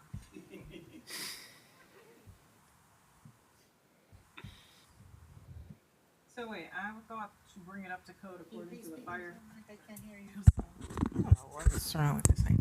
Okay, so I was told according to the fire marshal that we just needed to put a suppression system in. And then somehow another magically a piece of wood for $13,000 got thrown in back of the oven. Yeah. To bring that up to code, I asked that same question to all the contractors that came out, and that is the work necessary for it to be up to code. The stove is not commercial grade, so that needs to be replaced. It needs to be approximately 3 feet from the stove, has to be stainless steel, and the exhaust has to be, certain feet away from windows, and there's a lot that goes to it. And that's what brings up the price to what you see in the 40s. And it has to be vented outside, correct? Yes. If they're gonna make a hole in the building, I suggest they do it before we paint it. Well, it needs to be done, so But then it never gets painted. yeah. I mean, it needs to be done. So what's the lowest rate we got? And I believe it was about 41. Not exactly sure. I'd have to look at the quotes again. I don't have them in front of me right now. So these are quotes. Did you need since it's over 25? But because it's over 25, it would have to be. We'd have to be bid out, yeah. Okay, so then bid it out.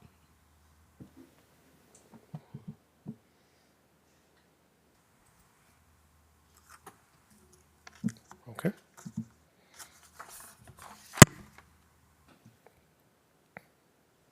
Yeah, just bid it out. It has to be done.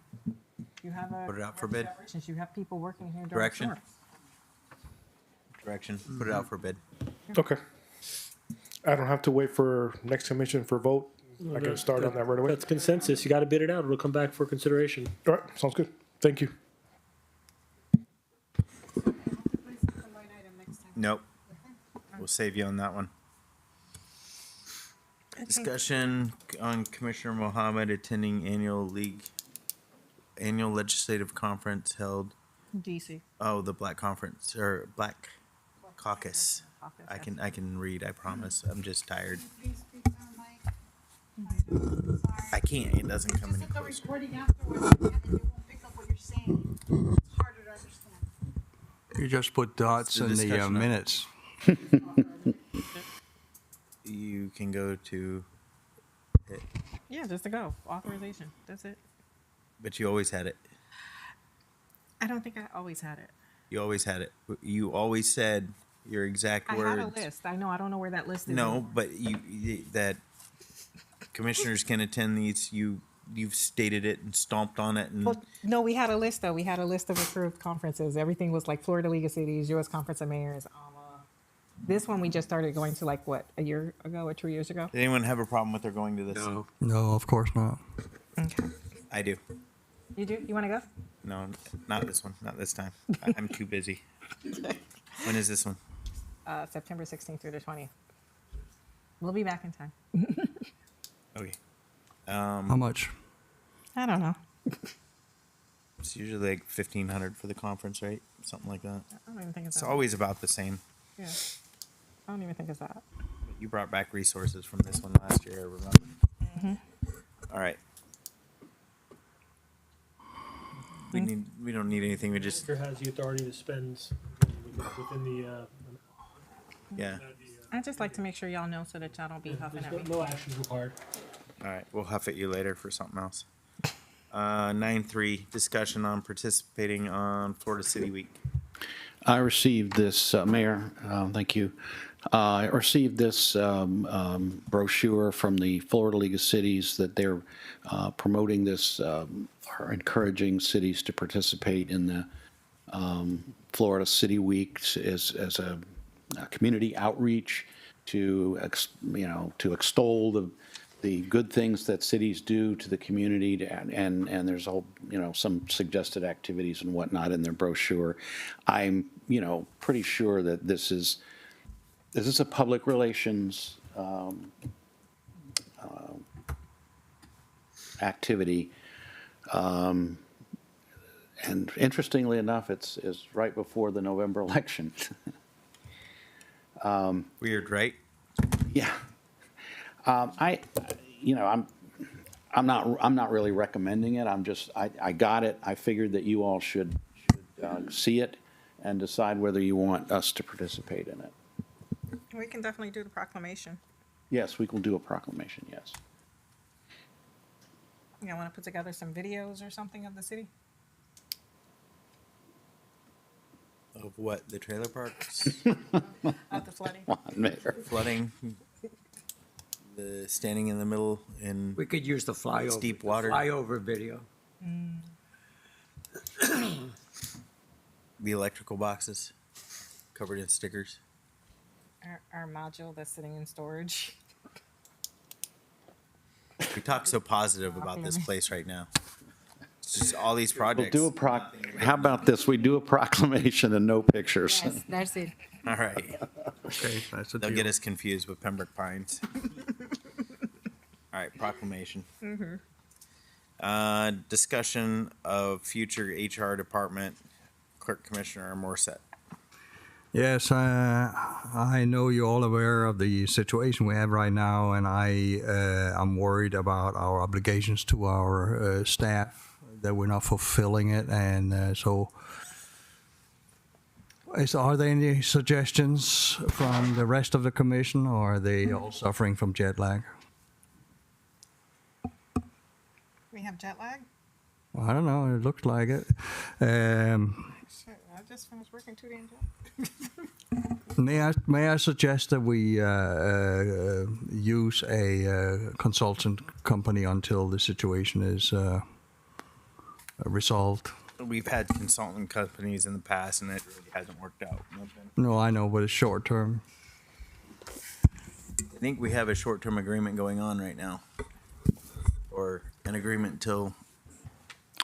Yes, I forget, a couple of weeks ago, I authorized the reinstatement of the HR director, but to work from home temporarily, and we'll see how that goes.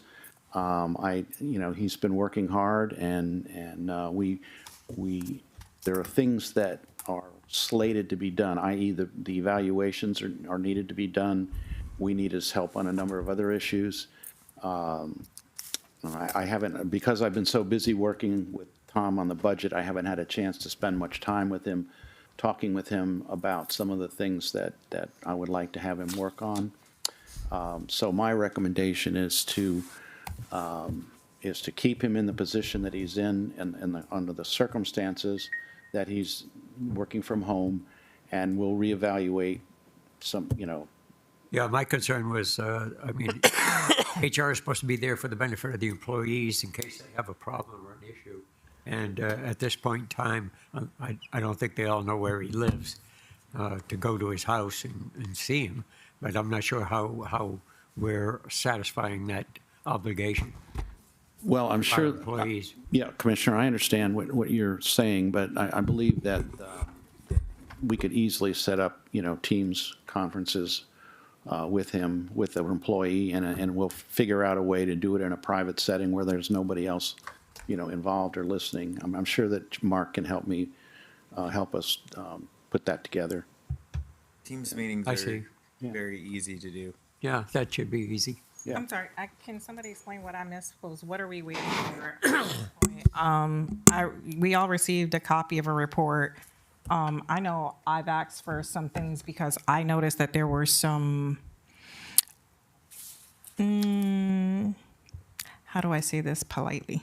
There were some issues with the investigation that I saw, so I'm just wondering if there was something else that was going on that I wasn't made aware of as to the reason why we're paying for an HR director. He has work to do. We have reports and things that need to be done. And the fact that we're paying a salary for someone that was suspended for 6 weeks, the report came back. I've asked some questions of ADP. I've gotten answers back from ADP. And so I'm just kind of curious as to what we're doing, what we're waiting for, and if there's something that I don't know about, because I feel like that there might be something I'm missing. Is there something I'm missing? Well, that's why we're opening this discussion, because there's so many questions, unanswered questions that we need to sort it out. Okay, so I know I sent out a copy of some of the stuff that I worked on over the summer to all the commissioners, so everybody was aware of some of the things that I saw that was The going on. ADT thing? The ADP Yeah. thing in particular. ADP did send a response back that the practice was, I'll read it directly to you. ADP Workforce now paid the employee automatically because the profile has standard hours assigned. In the system, standard hours act as an auto pay default. Even though the person is hourly, the profile tells the software to pay that set amount every cycle. The cycle uses those hours as a base instead of waiting for clock-in data. Why this happens in the system profile setup, hourly profiles should usually not have standard hours. Adding standard hours turns on automatic pay, which overrides a blank time card. Auto pay rule, the payroll code treats the employee like a salaried worker. It fills in the 84 hours by default when no other time data is allowed. This is not a standard practice by general accounting principles, but this is what is set up. So that's why I'm like, okay, was there something else that I missed? Because I looked at the report, I sent numerous emails out regarding ADP and had those questions asked to ADP to understand. And I also did an audit of the timeline of what time the person was entered into the system and how long it took for it to come out, which was a period of like 6 minutes. So I'm not sure what we're waiting for or what we're doing, because at this point, like, this is a moot point. Let's get back to work. We got other things to deal with. I agree. I agree. You have anything to input to that? We should bring him back for next Monday. You can bring him back tomorrow and let him get some Oh, work yeah? done. Should we need the motion for it? No, I think I direction. think direction. This is really just direction again. This is- Yeah, no, this is you their just report direct, to the commission. you direct me and I'll do it. Okay. Okay. Whatever the consensus What's is. the consensus of the commission? Somebody comes back to work tomorrow and gets some work done. Well, he's working now, but I know, but we He's need work working in the from building. home. He's We need But we something. need him in the Getting done. buildings. Yeah. Yeah, as long as you have a That way to works. communicate back and forth, that's Yes. fine. and the problem, I plan to mention it in my commissioner, my town manager remarks about the problem that Commissioner Mohammed is talking about. So we can talk about that right now, or we can wait for my comments to discuss. Discuss it now. Okay, go ahead. Okay. I am requesting that the commission authorize me to draft up, or myself and the attorney to draft up some clarifications that will accommodate what the police department, what the police officers face in reality with ADP having to clock in and clock out. I talked to the union representative, I talked to the chief about it, and they're willing to clock in and out, but we have to put somehow fix the Lunch the issue. lunch issue. And when officers when they go to lunch, they're on call. If they're in the middle of eating a sandwich and they get a call, they drop their food and they're gone. And so I don't think it's fair for them to have to clock out and in and out for lunch. If we, and they're willing to clock in and out. Chief, Yeah. do they clock in over the radio? Do they check in over the radio? BSO does.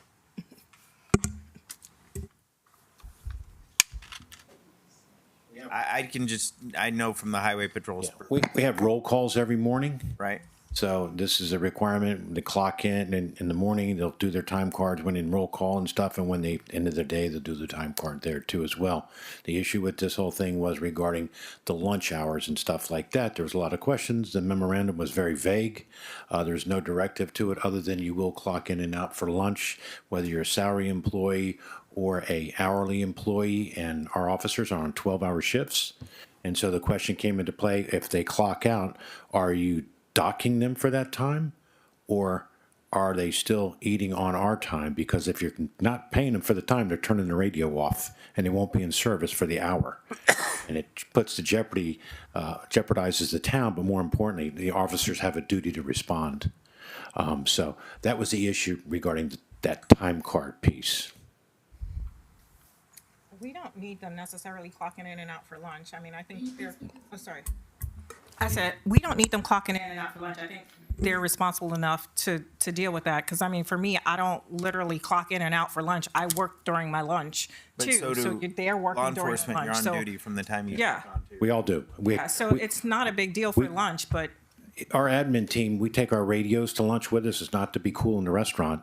We have to respond. yeah, so that's not, so- yeah, I think the lunch thing is not an issue that Just we like need them to clock listening in to the and Weather out. Channel. Yeah, that's what we get the weather on that. A lot of weather sometimes. Oh, you're an insider. But that was, obviously. I think we can make a memo like to the effect of that's not a necessity for them to clock in and out for lunch. They do need to clock in when they come in. They need to clock out when they leave. Yeah, and they come across crashes on the way in. They clock in at that point, but they can't because the geofence doesn't work. So then I have to get a supervisor to override that. So you don't know what you're going to find. I mean, my deputy chief came into work one morning, and right here in West Park, you found a person that was deceased in the roadway. They got hit and run. So you don't know. Yeah. But I mean, that's normal across the departments. So It's normal across the departments. I mean, that's So- not something that's like abnormal to. How do other police departments handle it? usually what they do is they'll come in a roll call. If there's an incident on the way, they'll notify their supervisor. But right now we got them clocking in, as soon as they can hit the geofence, and then it's going to create a little more overtime and stuff like that. So there was a lot of questions to it and so on, and there was no clarification whatsoever. I see. Okay. I think this is a non-issue that could easily be resolved. Yeah. Okay. Do we, Give you direction. just direction should we come back with an amended policy, a clarified policy? I think you two could Or fix just- it on or your just own do it, or without just send out involving a the commission. Consistent with this conversation? Yeah. We'll get it done. Yeah. Chief, it's done. I would like to request an audit of the, for Bradley, this is for you. I would like to request an audit of the past 12 months of attendance and leave records for all department directors. This should include vacation time, sick leave, and all punch in and punch out records. The purpose is to ensure that our records are accurate, consistent, and properly documented. How long it will take?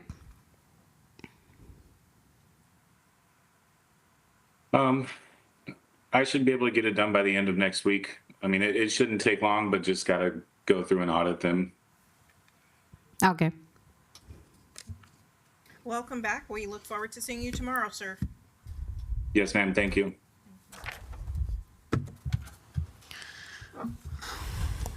What's next All right. time? Next item. Discussion on possible action, annual holiday party, IT director. Mark Pakula, IT Director, Town of Pembroke Park, Mayor and Commissioners. Like usual, we try to do the first week in December. If that's okay, I'm going to double check with Christine to check everybody's schedules. It looks pretty clear right now, and if that's okay, I'd like to start working on that and bring it back to you for some quotes to be approved. Of course, one of our favorites is Gigi's. And, but I'm going to get some other quotes, and I'd like to schedule it with your permission, barring any conferences you might have. I'll check your schedules, and if I don't see anything, if it's okay with you, I'd like to. Yeah, I don't think so. I just want to make sure.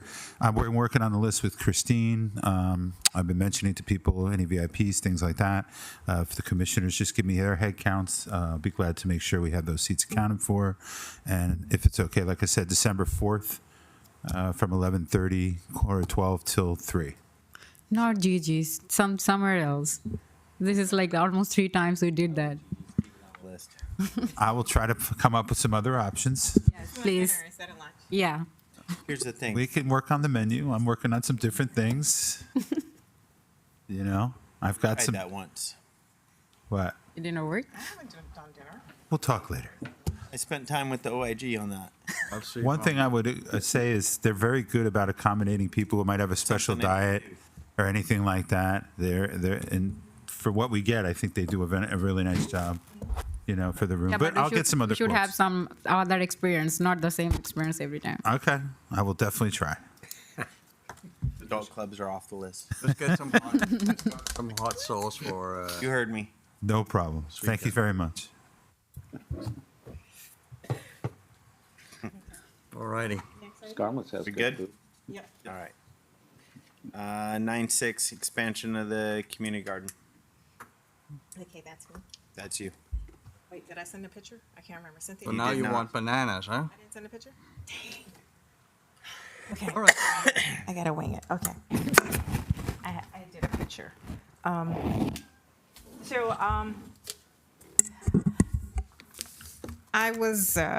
I was over at the Peninsula Nursing Home, and I see all the little, and that little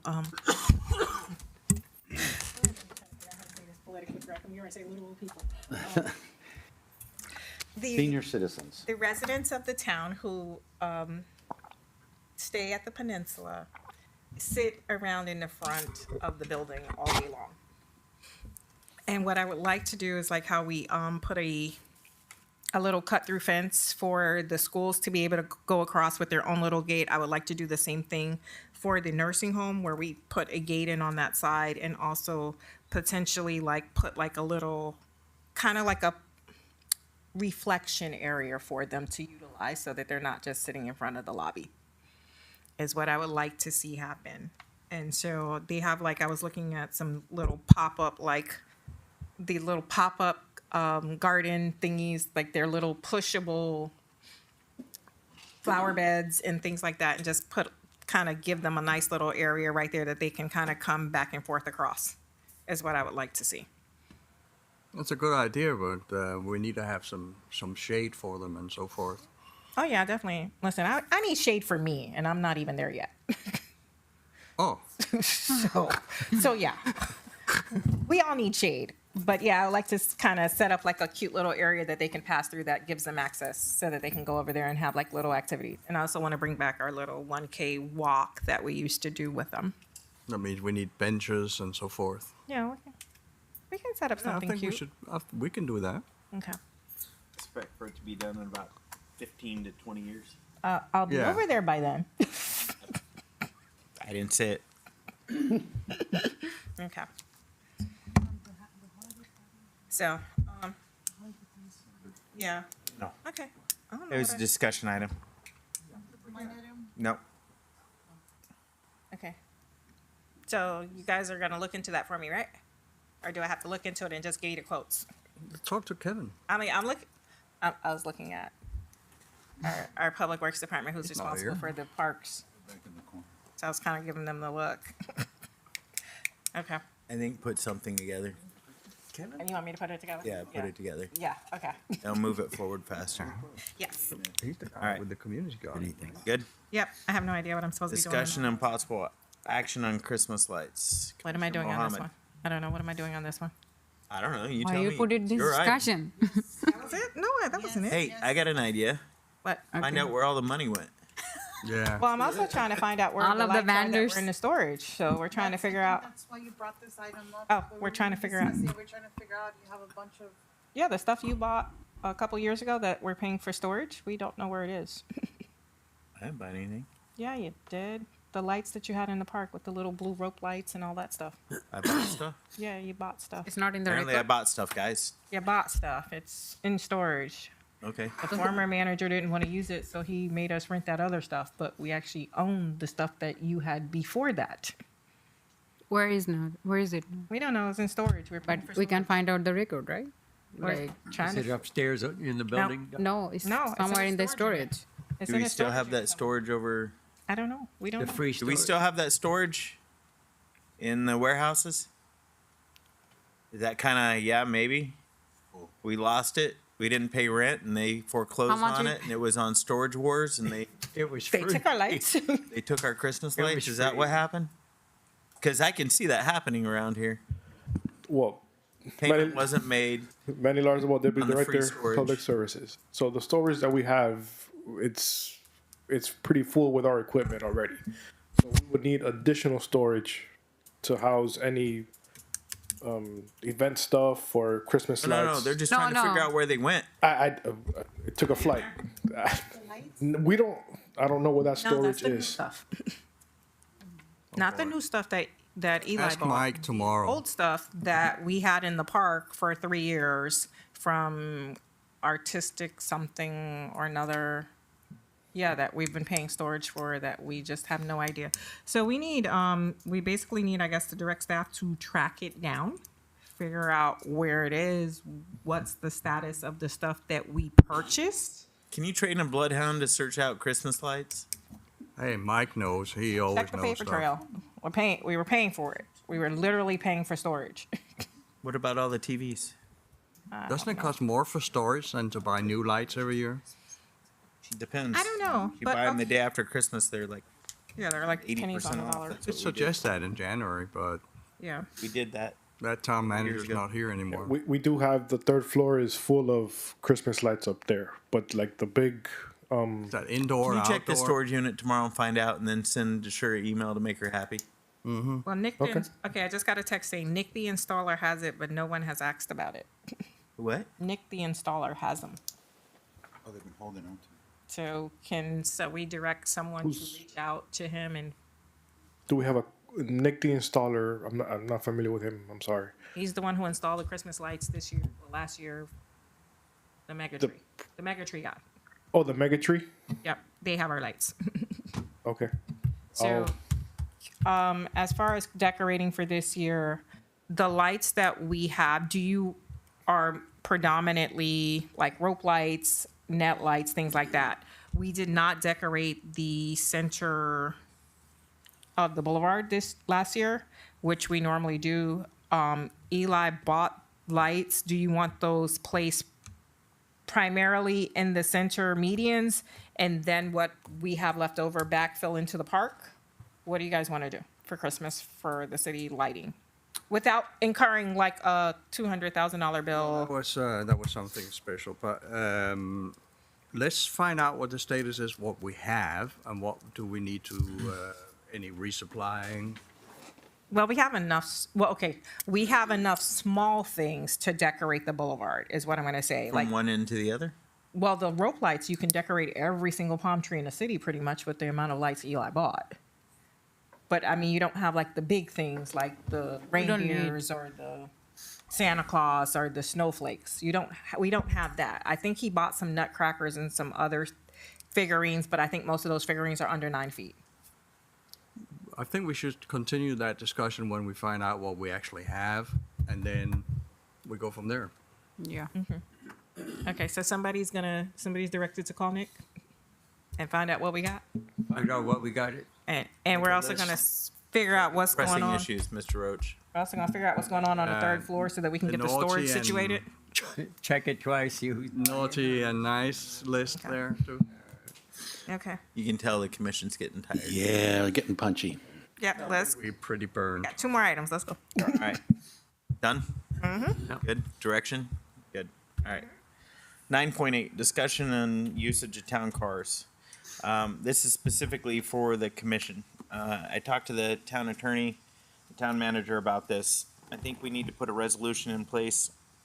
If commissioners are gonna use town equipment, town cars, that they're held to the same exact standard that the employees are.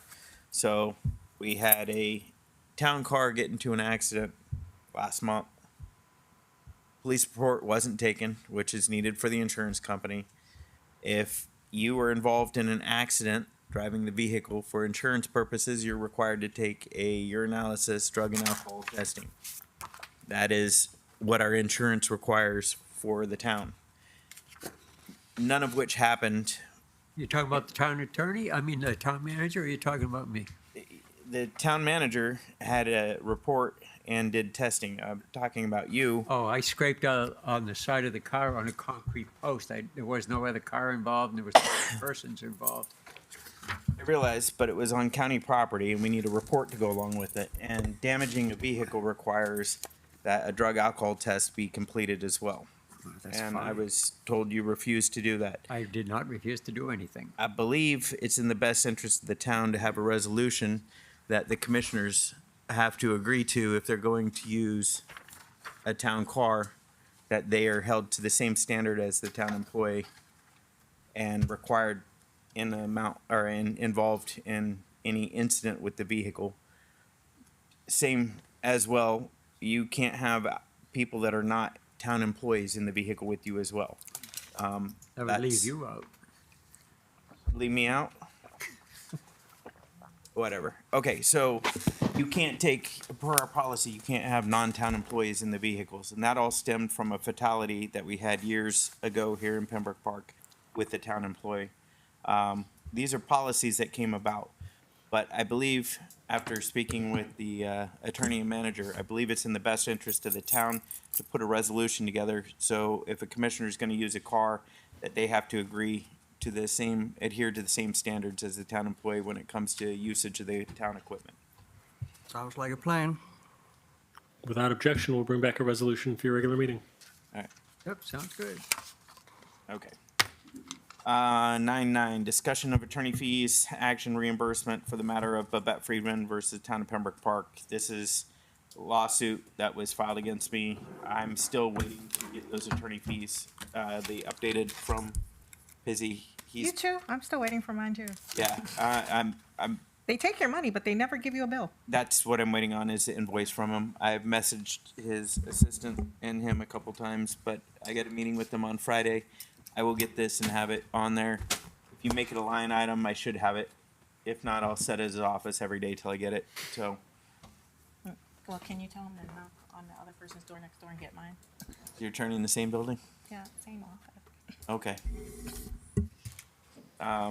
It's getting these invoices is ridiculous sometimes. So that's all I have on that. Town attorney comments? I do have a couple items, Mayor and Commission. I know it's getting late. I'll try to be brief. I know it's getting late.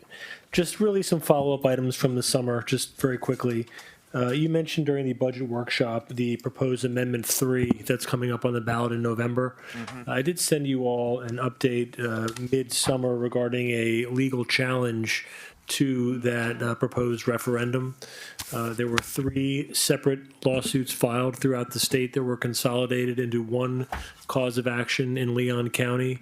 After the issue was litigated through a hearing before the circuit court, the judge found that the ballot title and the ballot language prepared by the Attorney General's office was unconstitutionally vague and misleading. The state did not appeal the judge's decision. The direction to the state was to amend the language within 10 days of the order. The Attorney General's office worked with the plaintiffs in that lawsuit. The ballot title and the ballot language has been amended. It's been revised. Some of the more leading language has been removed from the proposal. It will be on the ballot this coming November, as we know, as revised under the agreement between the plaintiffs and the state. Just wanted the record to reflect that. Before the summer recess, the commission had inquired of my office regarding the fire assessment process. Over the summer, we did publish a legal memorandum outlining that process and the various components of the implementation of a non-ad valorem assessment. Fire assessment is one of several non-ad valorem assessments that municipalities can assess: stormwater, garbage, and others. Commissioner Mohammed last week asked me a question regarding a fire tax. As a follow-up to that conversation, we're looking into the option of a fire tax. Counties, unlike municipalities, have the ability to create what's called an MSTU, a municipal service taxing unit, which can levy a ad valorem tax for fire services. It's not an option for municipalities. There also are independent special fire districts, which require action of the legislature with regards to a tax for that purpose. Assessments clearly are an option, as our memo lays out. We're looking at that follow-up question from Commissioner Mohammed. We sent you a number of other legislative updates over the summer, some memoranda just regarding some of the action taken in Tallahassee, some regarding budget procedures, some regarding your building department funds, and others. You should have all those items. If there are any questions, I'm happy to answer them. Your manager and staff and I, over the course of the summer, met with the City of Hollywood with regards to the large user matter. Under the statute, as you know, the first step in that process was a meeting with Mr. Segerson and his counterpart in Hollywood. We had that meeting about 3 weeks ago. We've since had some back and forth communication with Hollywood. They're in their budget process as well. There are some time frames in Chapter 164 which the parties have agreed to toll, and we're currently working with the City of Hollywood and our special counsel to set up a joint meeting between this commission and your counterparts in Hollywood to discuss our claims under the large user agreement. Dave Segerson and I will work with each of you to coordinate calendars to try to schedule that meeting, if not for September, hopefully for early October. We know that calendaring and scheduling could be a challenge. Again, the timeframes in the statute, we've all agreed to extend those timeframes just to allow the respective parties to get through the budget season and various obligations regarding scheduling. But we do anticipate having that meeting, again, if not by the end of September, hopefully in early October. Well, we certainly hope they will. So we're getting there. They did show up the second time, so that was so we did have that meeting. One out of two. This really is more of an operational issue, but as we know, the Eisner Amper team has been serving as your outsourced finance department for the past roughly 90 days, plus or minus. Their contract that the commission approved before recess expires on September 30th. I just wanted to keep that on your radar. I don't know if the intention is to extend that agreement, but we just need to have some short-term solution. He said September 30th? September 30th. They were initially engaged to run through the end of the current fiscal year. So we can prepare an amendment to extend the contract if that's the intent of the commission. Again, I just want to make sure we have that on the radar, knowing that it's coming up to expire. You guys want to give direction to prepare an extension for that? Yeah. Yeah. All right, we'll bring something back. We'll work with your manager on Thank that. you. The only other item I wanted to mention is involving the litigation, which you all are aware of, as it relates to the mayor's residency. I've briefed you all on that regarding some timing. We do have a trial coming up next month in September. We're scheduled for September 3rd for the uniform motion calendar, which will give us an actual date. As soon as we have a date for what we anticipate will be a 2-day trial, I will make sure the mayor and commission are aware. That was the only other item I had this evening, Mayor, so thank you. But we will work on the amendment for Eisner. I'm sorry, Jacob. I left a resolution to remind the Scrivener's error. There's a resolution. Yeah, the clerk reminded me, when we set our proposed millage rate back in, I guess it was in June, before you went on recess, the rollback rate, there was a Scrivener's error in the numbers, the rollback rate, the finance folks. So we went ahead and amended the resolution to reflect the actual rollback rate. Just want the record to note that. So thank you, Madam Clerk. That was all I had. Town manager, Thank you, Mayor. 3 minutes. I, staff, and in conjunction with discussions with the town attorney, would like to explore the idea of reinstating the BTR. Just need some direction to start work on that. It's a process that has steps, and it's not something that there's no rush, particularly because it's not something that we're going to be able to reinstate during this coming fiscal year. Also, we would like to get a consensus that we should work up an RFP to get engineering plan review services. I don't think that was part of the ones that we did. Yeah. Yeah. So this was an issue that also came up over the summer. I know that Mr. Segerson and/or I've spoken to several of you about the plan review process. Keep in mind, there's a difference between land use planning and plan review. Plan review is a function of your building department. When they review applications, permit applications, and design plans that come in, you need a qualified engineer to review those plans. In other words, if an engineer submits plans, we need to have an engineer either on staff or under contract to review those plans. That is a CCNA function. It's a professional service under the CCNA statute. Our current CCNA procurement, of which you had several items on the agenda this evening, did not include plan review. We have Keith and Associates, who does our land use planning, our zoning, land use plan amendments, waivers, variances, et cetera. But that's different from plan review, which is actual review of building plans. So I think your interim manager is just asking for consensus of the commission to move forward with initiating a procurement process to get somebody engaged to do plan review. Currently, that function is being covered by Keith and Associates under their prior CCNA contract. When the town went out to bid for continuing services contracts back in 2020, plan review was one of the qualified disciplines that Keith and Associates was approved to provide. So we do have a contract for them to provide that service, but as you know, we've worked to update all of our CCNA contracts. In this most recent batch of that CCNA procurement process, plan review is not included. So separate and apart from our process we're concluding, the manager is just asking for consensus authorization to go out to bid for plan review, so at least we can keep that process moving forward. All right with that? Yeah. Direction, go ahead. Thank you. Okay. And so BTR, we gotta generate revenue for the department to cover the cost of the building department. And we'll work on that ordinance, that'll come back.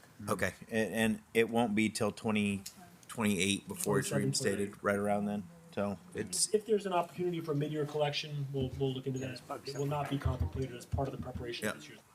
all right. Okay, a couple of last things. Just quick ARPA audit update. In talking with the town attorney, we requested an update from the what's the name of the Brunson. Did we get a response on that? Yeah. All right. Well, we don't have to talk about it now. We'll just send it out. Send that update response to all of you. And there's a few outstanding things that they need to do to conclude their work. And then the Forrest Mazer update. Jamie Amos I wanted him to be at this meeting for a presentation, but he's out of the country. Forrest Mazer. No, we need a roundtable for him, not a. Well, yeah, I originally, that's what I was asking him to do, but then the more I thought about it and talking with Commissioner Mohammed, we thought that when he gets back into the country, we will have like a roundtable discussion of those rather than at a workshop. So that's it. We still have to notice that, though. Okay, of course. Yeah. Okay. Yeah, so that's all, Mayor, Commission. Question, the park updates for 23, 24, 25, and 26, are those gonna get submitted because you and me have to go talk to the state again? Oh, the Communities Trust? Yes, we'll, Can we get those submitted before you and me have to make a trip? yes, I have not had a chance to get back with Dee. She was working on that. But I'll put that on my list for tomorrow. Sorry, I know it's a lot, but. No, we need to do it. I mean, I'm aware of it, but like I said, I can get us out of trouble once again. This week I've been focused on the budget. I'll do my best, Mr. Roach. And all the residents that are watching now that we're back on YouTube again. I think the short break of being off of YouTube got people to stop watching because it doesn't look like there's a lot on there right now. All right. Anything else? I'm good. Commissioner Mohammed, I got stuff. 3 minutes. Speak into the mic. Yeah. Commissioner, I'm sorry. Yeah.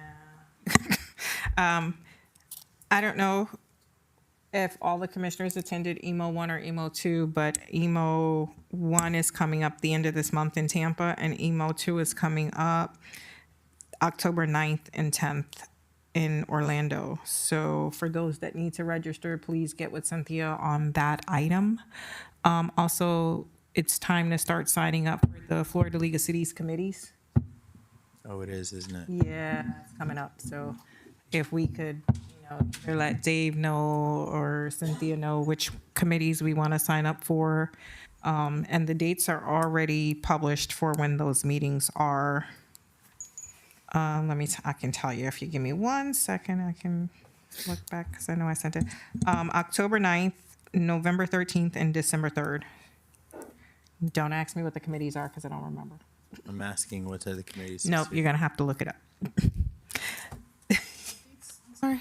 October 9th, November 13th, and December 3rd. Usually December 3rd is with they also have a conference. Yeah, Florida League of City Legislative Conferences at that time. Yep.